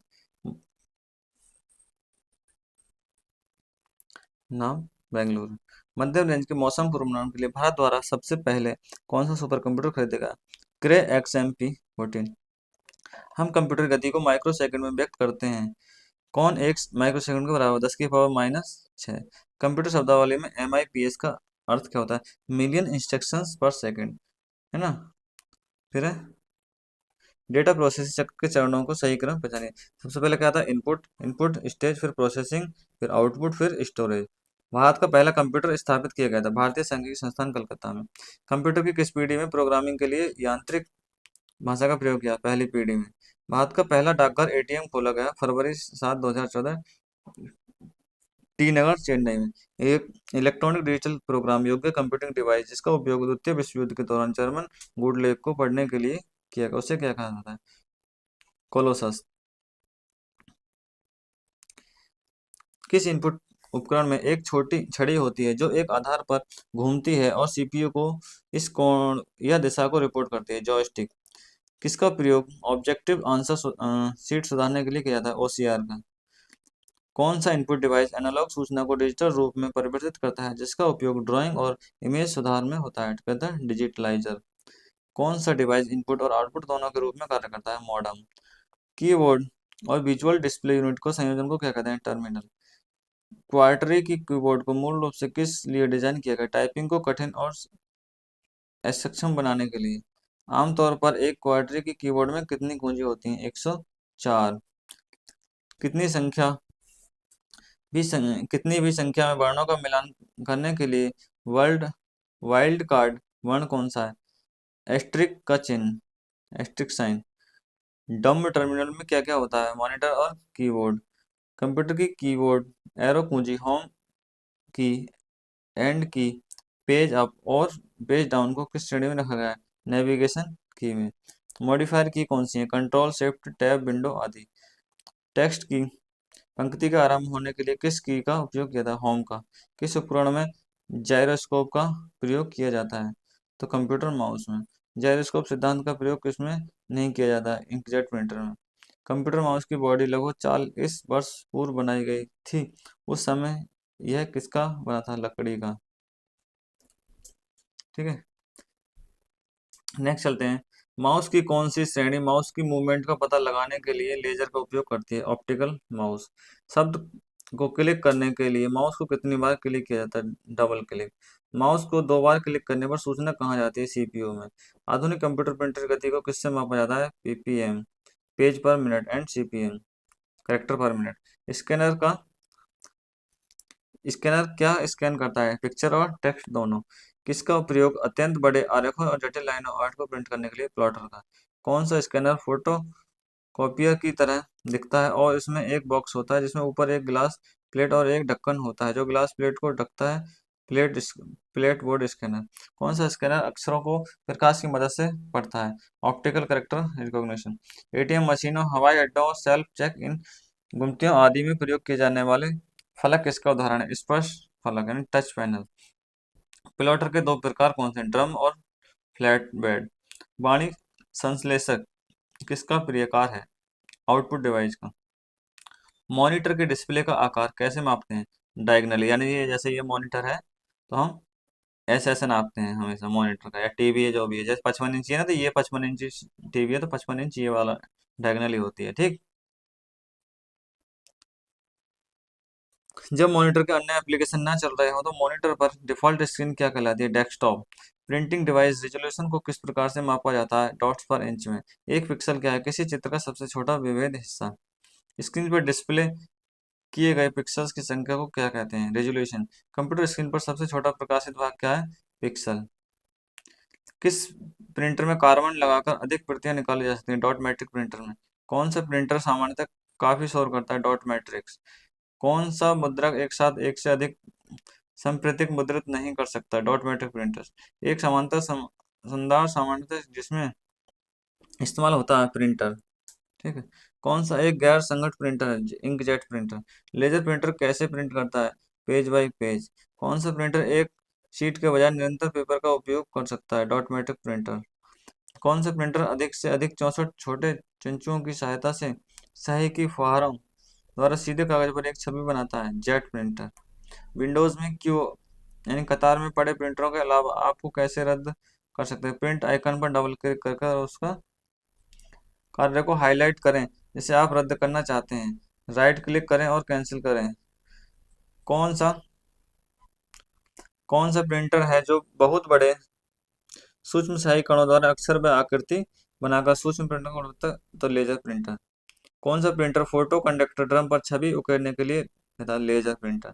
कौन सा प्रिंटर गैर प्रभाव प्रकार का है? Laser printer. Line printer 1 minute में कितने लाइन छापता है? 200 से 2000। कंप्यूटर आवरण केस के पीछे क्या होता है? पैरेलल या प्रिंटर। कंप्यूटर नेटवर्क में किस प्रकार के रिसोर्स के शेयर्ड कॉमन रिसोर्स होने की अत्यधिक संभावना है? प्रिंटर्स की। एक HDMI टाइप ए कनेक्टर में कितने पिन होते हैं? 18। वह उपकरण कौन सा है जो किसी छवि को डिजिटलीकृत करके टेलीफोन लाइन पर चित्र और टेक्स्ट भेज पाता है? हमने भेज या प्राप्त कर सकते हैं? Fax machine. किसमें प्रिंटिंग हेड और कागज का संपर्क होता है? इम्पैक्ट प्रिंटर में। जो व्यक्ति कंप्यूटर इनपुट के लिए अपने हाथों का प्रयोग नहीं कर सकते उनकी सहायता इनपुट में कौन करता है? Speech recognition. कौन सी भाभा परमाणु अ, अनुसंधान केंद्र द्वारा विकसित सुपर कंप्यूटर है? अनुपम सीरीज। भारत का सबसे शक्तिशाली सुपर कंप्यूटर IITM भारतीय उष्णकटिबंधीय मौसम विज्ञान पुणे में स्थापित है। कंप्यूटर के मुख्य घटक कौन से हैं? Input output device and input device output device processing unit. क्या एक कंप्यूटर बिना सॉफ्टवेयर के काम कर सकता है? नहीं। कंप्यूटर का कार्य के लिए सॉफ्टवेयर की आवश्यकता होती है। कंप्यूटर के डेटा स्टोरेज की सबसे छोटी इकाई क्या है? बिट। इनपुट और आउटपुट डिवाइस का क्या कार्य है? इनपुट डिवाइस डेटा को कंप्यूटर में डालते हैं जबकि आउटपुट डिवाइस डेटा को दिखाते हैं। CPU के 3 घटक कौन से हैं? ALU, CPU और MU, ठीक। नेक्स्ट हमारा, क्या एक कंप्यूटर नेटवर्क डेटा शेयरिंग के लिए उपयोग किया जा सकता है? हाँ। डेटा और इन्फॉर्मेशन में क्या अंतर है? डेटा कच्चा तथ्य होता है जबकि इन्फॉर्मेशन क्या होती है? प्रोसेस किया हुआ डेटा होता है ना। क्या कहते हैं? रॉ मटेरियल क्या होता है? डेटा। और इन्फॉर्मेशन क्या होती है? आउटपुट जो होता है हमारा। कंप्यूटर की बुनियादी संरचना को क्या कहते हैं? हार्वर्ड आर्किटेक्चर या नॉन न्यूमैन आर्किटेक्चर। एक कंप्यूटर का क्या उपयोग होता है? डेटा प्रोसेसिंग, स्टोरेज और इन्फॉर्मेशन प्राप्त करने के लिए।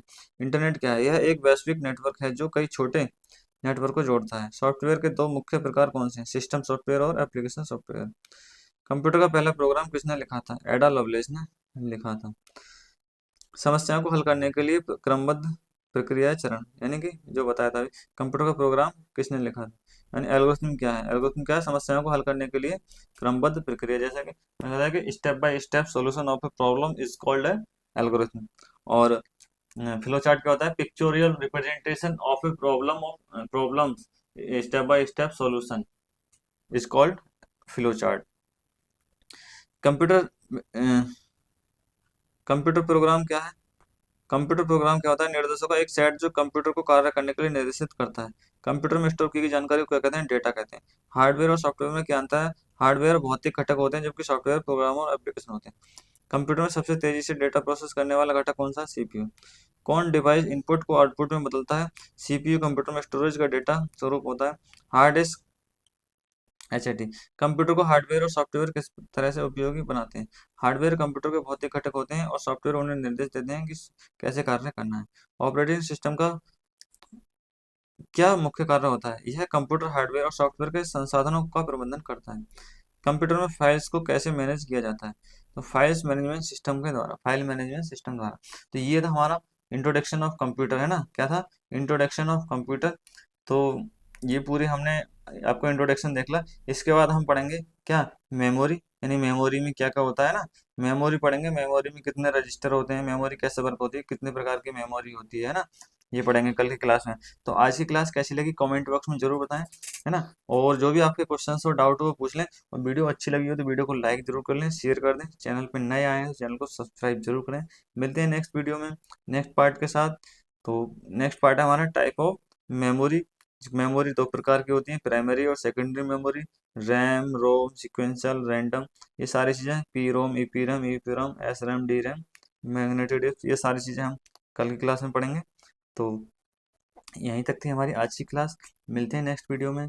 और जाते जाते फिर से एक बार आप सभी से रिक्वेस्ट है कि वीडियो को लाइक और शेयर करना ना भूलें। और साथ ही साथ बेल आइकन भी दबा लें, जिससे कि अब जो नेक्स्ट पार्ट आएगा हमारा, और ये जो क्लासेस है किसी भी एग्जाम के लिए इंपॉर्टेंट है, यानी जो दुनिया का कोई भी एग्जाम है अपना, जितने भी एग्जाम है, वनडे एग्जाम सभी के लिए इंपॉर्टेंट है। ठीक है, ठीक है। जय हिंद, जय भारत, राधे राधे, जय श्री कृष्ण।